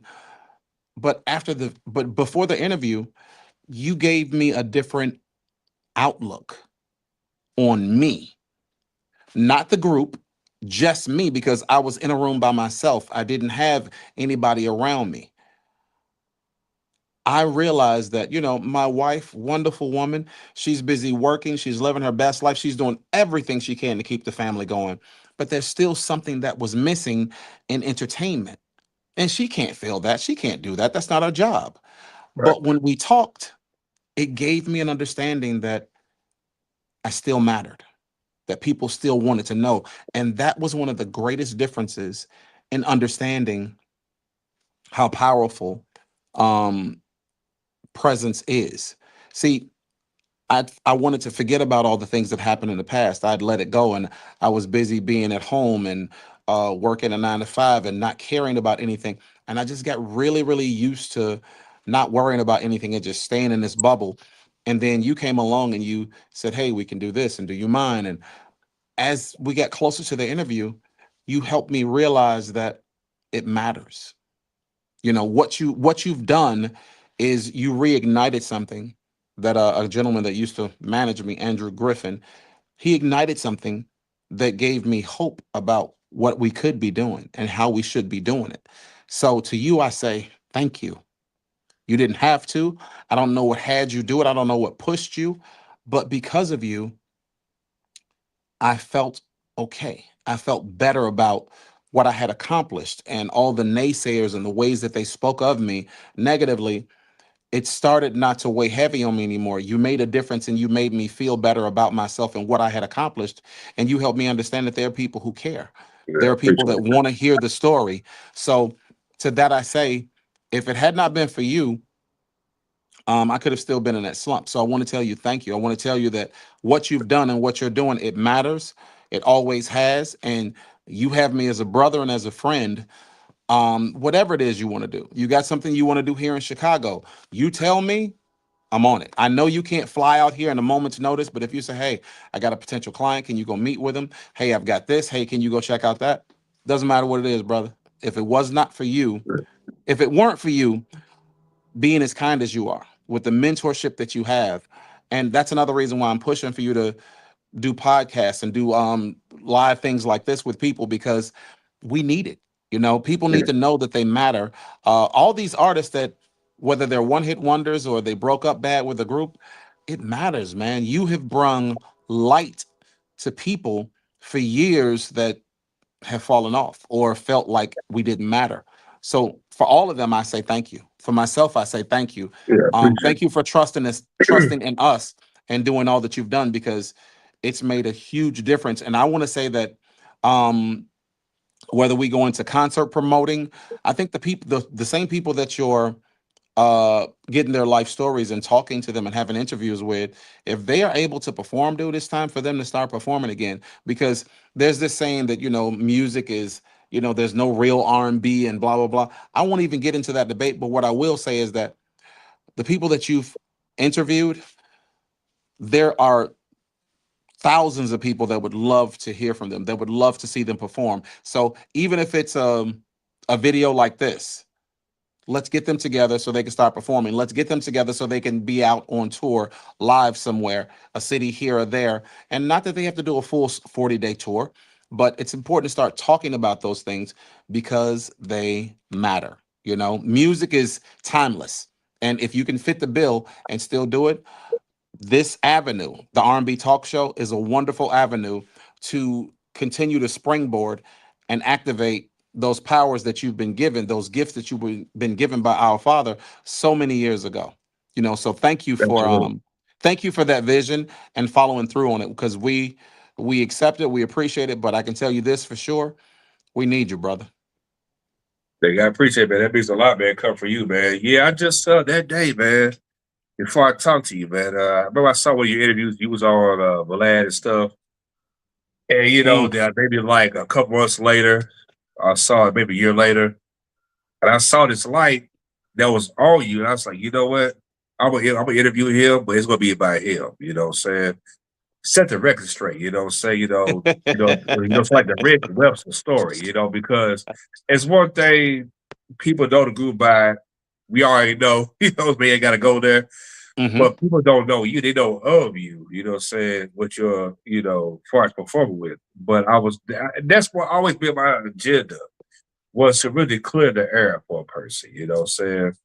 And put some perspective, like, oh, wow, I know now this person I didn't know. You know why? Because you so focused on the headlines, you never Hmm. focus on the actual person. So it takes a brother like me of color to talk to another brother of color, you know what I'm saying? They be like, hey, this is how it's supposed to be, you know what I'm saying? So I felt that because it wasn't about what's going on with the brother that's, behind bars and this late, that late. Now we talking to the man himself, you know what I'm saying? And that's what it's all about. It was highlight, great artists like yourself and everybody, that help push music the way it's supposed to be, Mark, that's what it's all about, So and that's one thing that I learned as a black man, the way I was raised, it's like I was never raised to put down my own race, because this color versus stuff we gotta stop. So my mother, she's brown skinned, my dad's light skinned. I know I'm a light skinned dude. Y'all know I'm black. I can look in the mirror.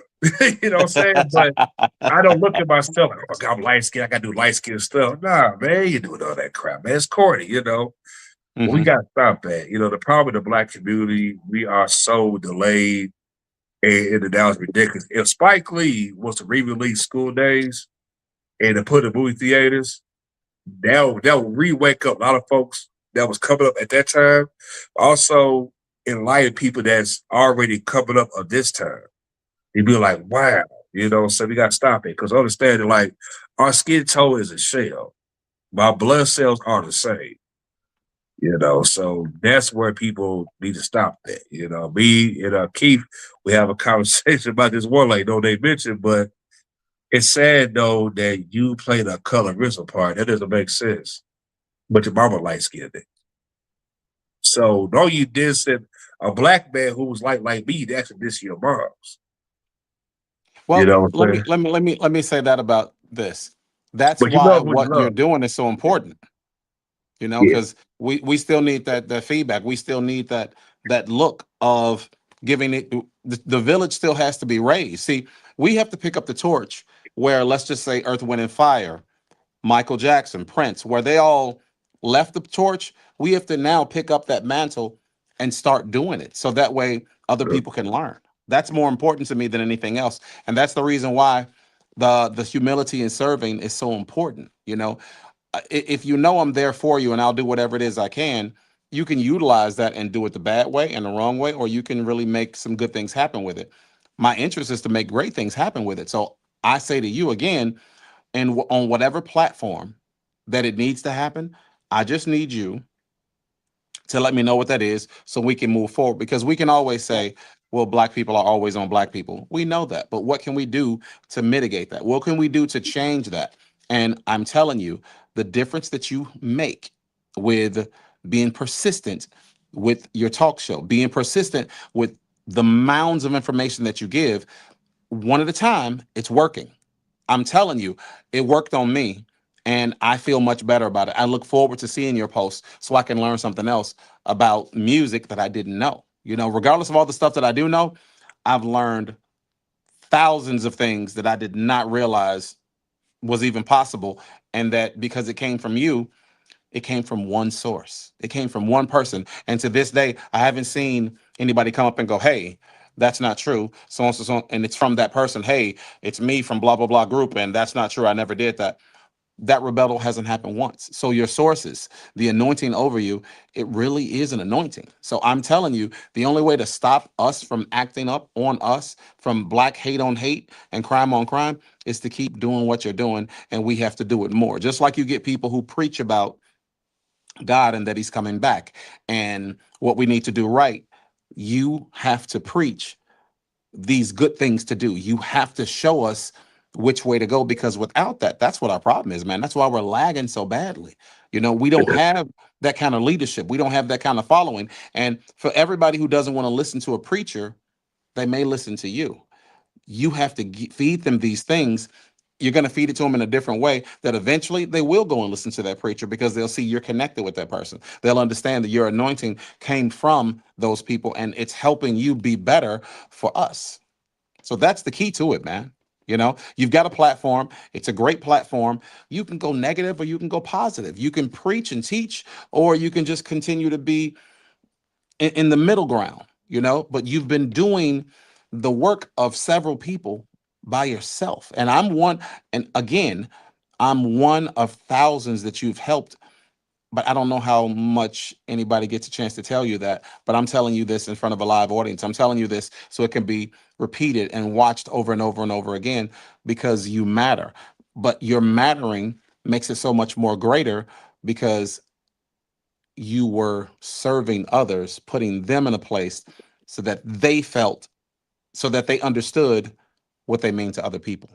So now it's time for that to happen to you. So that's why this interview, it's long overdue. It's needed. And I would say maybe every other year, maybe every 2 or 3 years, you need to be back in the limelight yourself. As much as you Yeah. serve other people, there has to be some kind of a ceremony, some kind of award, some kind of dinner, some kind of basketball tournament, some kind of fun thing that we can do to celebrate our people that are doing what? That are serving us. Because if you didn't do it, I can't think of another platform that would be telling us these things. I can't think of another one that would tell us as much information as you do that's not sugar coated. So because you're here, there are other people that might be waiting to do what you're doing, but they just need that boost. They need that inspiration. They need that understanding. This could be the start of that for them. They have to see it. Yeah. So thank you for allowing it to happen, man. It's long overdue, but now that we know it exists, I hope that the people that follow you, I hope that the people that donate, I hope the people that understand you now a little bit better than they did before, I hope they take it a lot more seriously, because everybody's got to cling on to something, and everybody can't be Jay-Z. Everybody can't be Beyonce.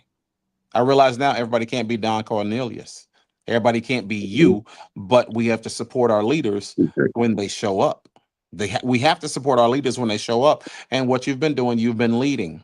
You know, you you let us know where the inspiration came from. You let us know who you followed. You let us know who you regale some things after. Now with that information, That's given us more information about you, and that can make a stronger connection with your community. Now there's another 50 to 30,000 people that were thinking they were on the edge of joining, they were on the edge of following you. Now they can follow you because they know you. They know more about you and they can trust you better than they did before. So again, on behalf of all of the people that you've helped, those that have said it, those that haven't, I'm saying it in front of the world. Thank you. You are needed. Do not stop. Do not give up. I know you have to look at us through this lens, but you need a team, man. You need a team. You got to get some people on there with you, man, because when you get that team, Yeah. now you're not doing it all by yourself, and probably the production can happen quicker, but again, it's baby steps. But I just want to tell you, man, from all of us to you, thank you so much. We love you, we trust you, and we thank God for you. Yeah, I appreciate it, brother. Yeah, that's been. I had a conversation with my mother about that. About building a team and stuff. Because it's one thing, and I'm doing it by myself, but this is the display of what's to come. So and once I know I'm there, then it's on. What I'm saying, especially somebody that's educated, that's know what they're doing. Then hey, what I'm saying, it's showtime, man. What I'm saying. Oh But yeah. I thank you, man, for interviewing me. I've been interviewed by some great people. Some was good, some was just running back, But to me, this is the title of it. I call it the Rashad Ali Story, because this is a highlight of who I am. See, who's the guy that created all this, what I'm saying, and stuff, because some people think that, okay, well, I just got started a couple years ago, but they don't know the journey. They don't know how it all began. You know what I'm saying? Because Yeah. if you would have had social media back in the 90s, probably been a whole different ball game, you know what I'm saying? Yeah. But but for me, I tell you, when I reflect on my life, I'm like, wow, man, 30 years, man. Here I was a skinny kid with braids, man, putting up concert flyers downtown the city, doing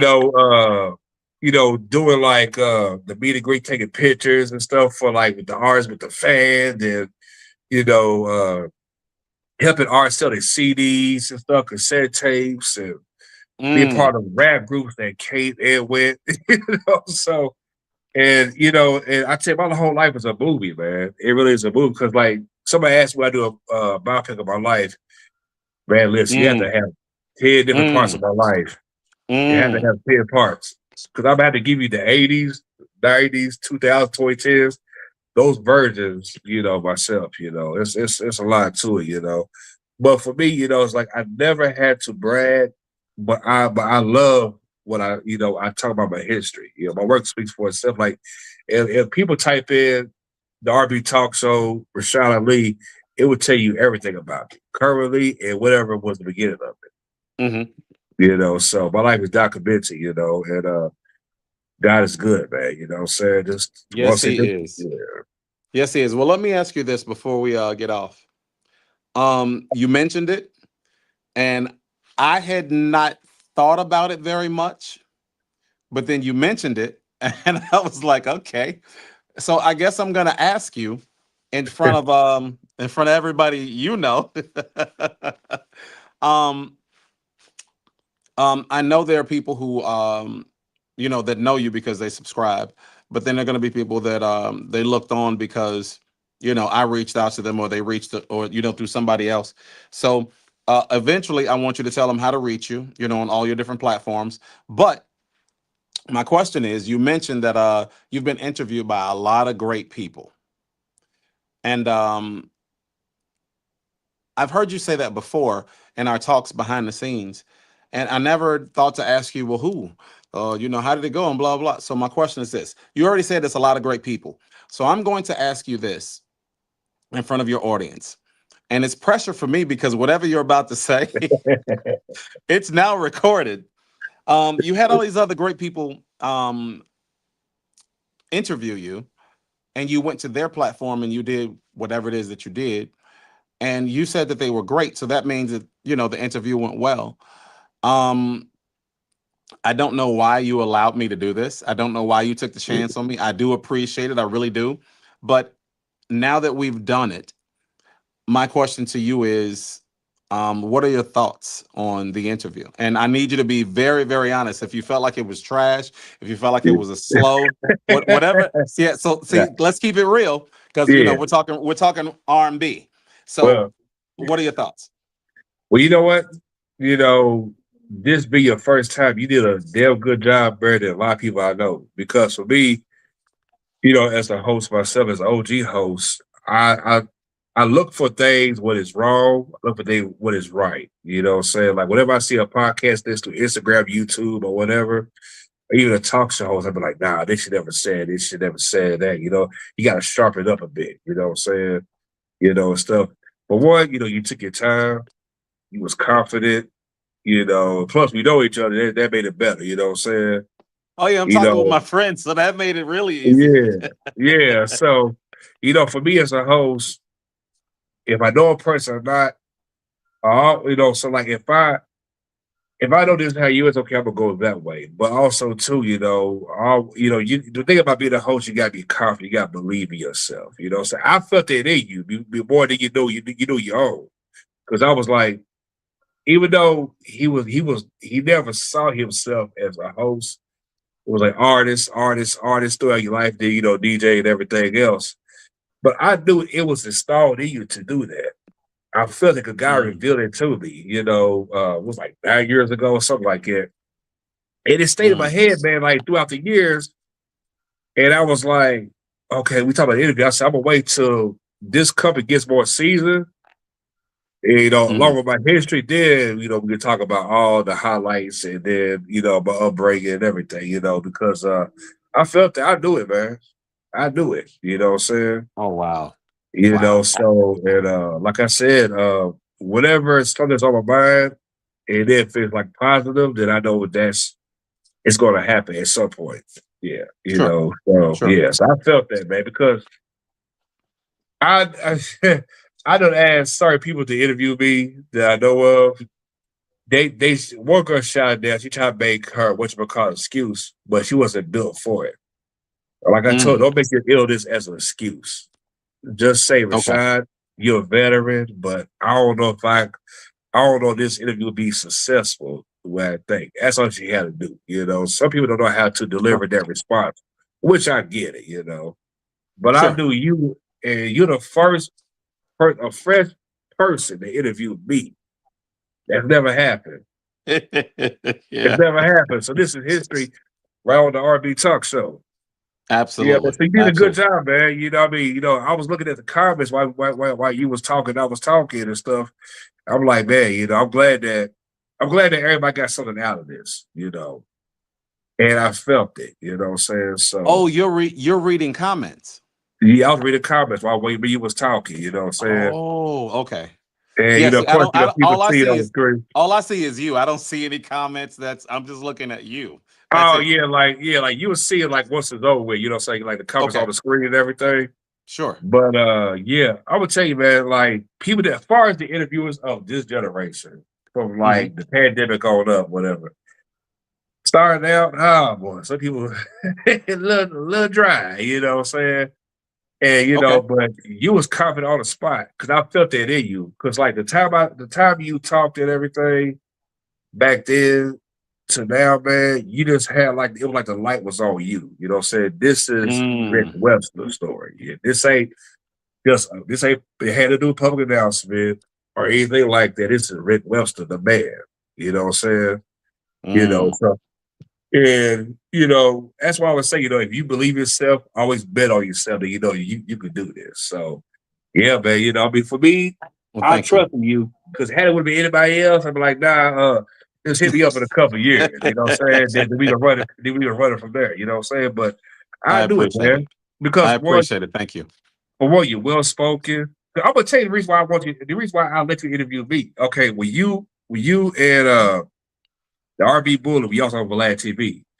The comments I saw, the lady fans, the public announcers, they were fans like, oh my God, he's so well spoken. Look how he talks and this and that. And then when me was talking, then a couple years later, we was talking about that. I said, you know what? I believe he could do it. I'm not just saying that. I believe he could do it because I knew back then that when it was when the time was come, I knew what's going to happen. So I look at, I know what I'm seeing. I want to see what the viewers see. Okay. And what about this business, y'all? This goes to anybody. You want to be a podcaster, please. You know, you got to pay attention. Like I said before, I said again, there are people who are tone deaf by ears and blind by sight. So please, y'all, Well, pay I attention. appreciate it. You know? I appreciate you, man. Thank You you. did a good job, brother. I got a question for you before we go. Yeah. When you talk about legacy, you got 30 years. Okay, you got 30 years of doing this. You are you're incredible at doing it.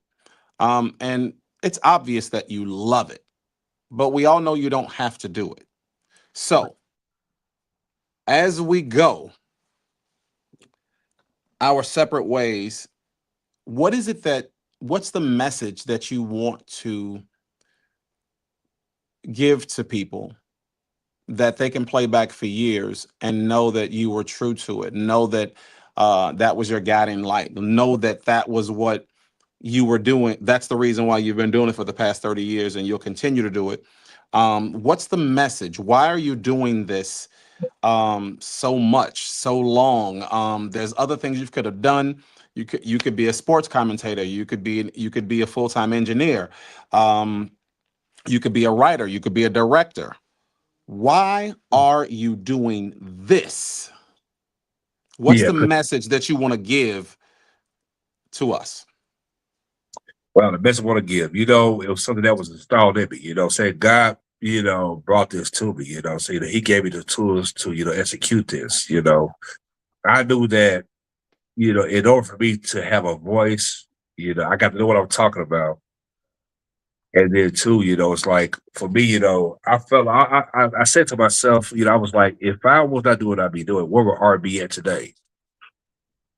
And thank God I'm good at what I'm doing. You know what I'm saying? Because it would be no playlist charts, it would be no history, none of that, man. You know, everybody be getting the same stuff from certain platforms and everything. So for me, you know, it was just built in me, man. You know, so that God planted those seeds, man. You know, I mean, it has nothing to do with me. That's so that God, whatever God saw in me, you know, that's what it became. I'm just doing my work, you know what I'm saying? But I know for a fact that when it's all said, when I leave this earth, I want people to know that, you know, I came in here to, you know, make sure that, you know, my people was celebrated how they supposed to be celebrated, not destroyed. You got all this crap going on in the world, you know what I'm saying? And for me, I want to make sure that their history is not erased. Because one thing I said before the beginning of this video, Black history is American history. But you think about it, if Black people never exist, what do other races have? Nothing. You know, so for me, you know, I look at things like, you know, when it's all said and done, I know I will be talked about, you know, say like, oh yeah, Rashad, yeah, you know, he did this and this and this and this, you know, say I stuck to my guns, you know, so I don't change. The only time I change was the time he changed clothes, you know what I'm saying? You know, Yes, sir. that's the only time I change, you know, because I mean I can't see myself selling my soul, be someone who I ain't, man, because you can't fake it to make it and act like you're doing something, you know what I'm saying? It don't get you nowhere. I never had to be fake to make it this far in life. Yes. You know what I'm saying? You don't have to be fake to be like everybody else. When you acting fake, you lose yourself. You know, you start losing who you are as a person. You know, because the thing is, there's nowhere in the Bible it said God created buttholes. That started at home. That starts at home. From insecurities, or you had a reckless mom or dad, or you were just insecure, you know, because you were just your siblings, or friends, whatever, you know, supposed to be your friends, you know. So, like I said, you know, for me, I truly believe that, you know, when I was 32 years old, way before I got saved and found God, well, my daughter's about like 3 years old, and that's what I knew, my oldest daughter, that's what I knew that, okay, God brought me here for a reason, you know, and stuff. So it's my mission to fulfill the work, you know what I'm saying? Somebody's got to do it, you know. We don't have no, you know, if you turn on TV right now, no but reality shows, cop TV shows, Love and Hip Hop New York, Love and Hip Hop Miami, Love and Hip Hop Atlanta, you know, New York, and all this other crap. You know what I'm saying? These kids don't have nothing. They don't. They just got rid of Cartoon Network. All they have was Disney and Nickelodeon. That's it. It's sad, man.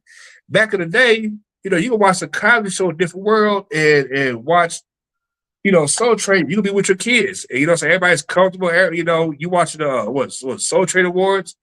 Everybody's in that house, and like the whole living room is packed. You know what I'm saying? You don't see that. You don't see that now. You know what I'm saying? It's all about, oh, well, did James, did he get it right with Keisha? Like, come on, man. Like, stupid, man. How many women you need to get pregnant just to go viral, man? That's dumb, and stuff like that. So, and that's one of the reasons why I would never be part of a reality show. Let's get that straight. You know what I'm saying? But for me, I just I got a mission, you know what I'm saying? I'm gonna keep doing this till the wheel falls off, you know what I'm saying? And I'm glad I'm getting my flowers because I'm glad that people are telling me that, because it's motivation. It's bigger than a Lifetime Achievement Award or anything like that, you know what I'm saying? And people call me a legend in business because, for me, it was never about some popularity. People in the streets, in the cities could vouch for me. Like, yeah, he did this, he did that. You know what I'm saying? My work speaks for itself. I mean, I've been featured in music videos of up and coming artists back in the day. You know what I'm saying? When YouTube was just now getting started. So matter of fact, tomorrow I'll post a video of, I know it's been trending on social media talking about what was mom and dad like back in the 90s. So I'm gonna give y'all some stuff about how Rashad was back in the 90s. Now that would be love. That would be love. As a matter of fact, wait a minute. If you have that information, I don't understand why you haven't done it. I did it finally. If it weren't for my wife, I would have never done it. But she told me to do it, so I did it. And it got some nice views. But yeah, dude, you should definitely do that. Yeah, I mean, I got like different eras, so I can't wait, because I always believe that as us as Black people, that our life is documented and we don't have to be famous. You know what I'm saying? It's like you could be 18 years old, you be like, man, I want to go to college, I want to get a job, this and that. Sometimes your life could go left or it go right, but you got to make sure that you keep going in a straight lane. No matter how many rocks or bumpy roads you go through, when you get to this age, here I'm in my mid-40s, I'm blessed I made it because, man, ain't nothing like smell, ain't nothing like looking at the trees, looking at the sun, go to the grocery store, so make sure your kids good, I like my life being boring and corny, you know what I'm saying? So I'm not even worried about that. I mean, who wants to have violence and drama? I know, you know what I'm saying? So my life is good, and for me, I always talk about God because to me, I think it's important, And you just said you want you're good with your life being corny. Yeah. Yeah, I'm good with my life being corny, you know what I'm saying? Because I wouldn't consider it as corny. Yeah, but I enjoy my life, you know what I'm saying? I'm blessed to be this age that I am, because people I went to school with haven't got murdered between, 13 up to like the age of 30, because stuff they chose in their lives, besides being at the wrong place at the wrong time, and yeah, man, it's crazy, man, so for me, I just, my goal is to continue to educate, not just the R&B community, but people that want to gain something out of life, you know what I'm saying? Absolutely. You don't have to take my advice. I just want you to focus and listen. Look what's going on around you. You know what I'm saying? The same homeboys you was cool with, you sit on that point, about maybe like 2 out of 5 gonna be dead, one gonna be in jail, and maybe other one just might make it and survive through all that. Well, I tell you what, I think the best way to reach the audiences now is like we're doing right now, one talk at a time. In both of our cases, start filming and doing these videos and making these short films. And it's time to take everything that we learned from the 80s, the 90s, and even part of 2000.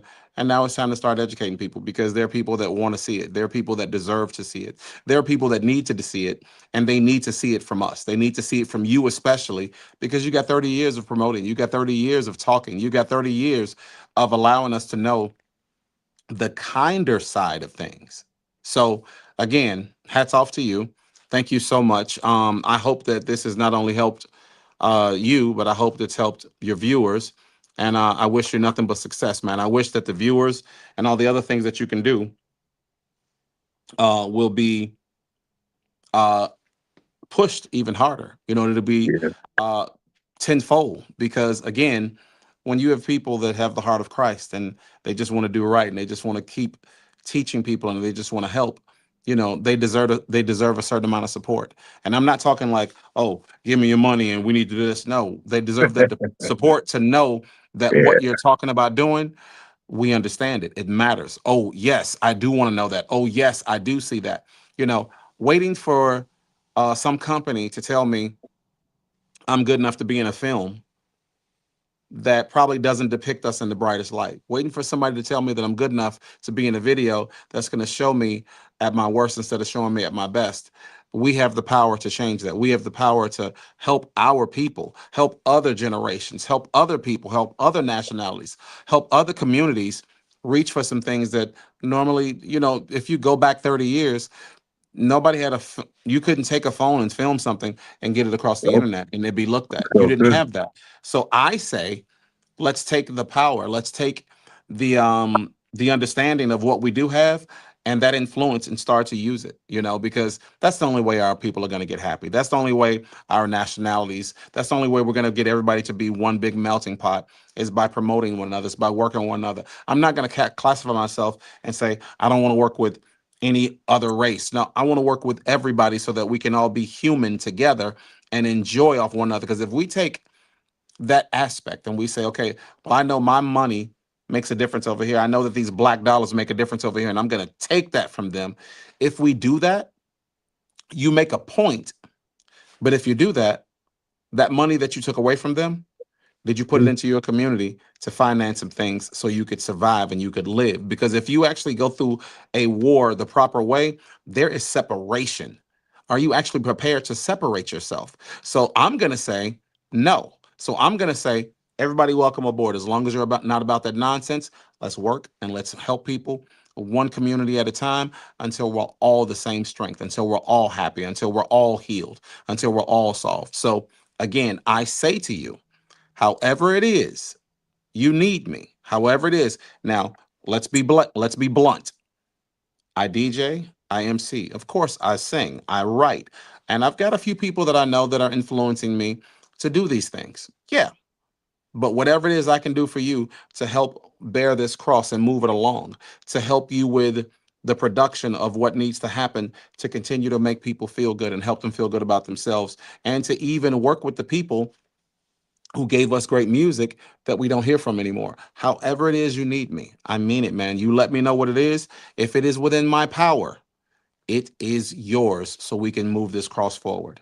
Thank you, man. We appreciate you. Don't Yeah, stop.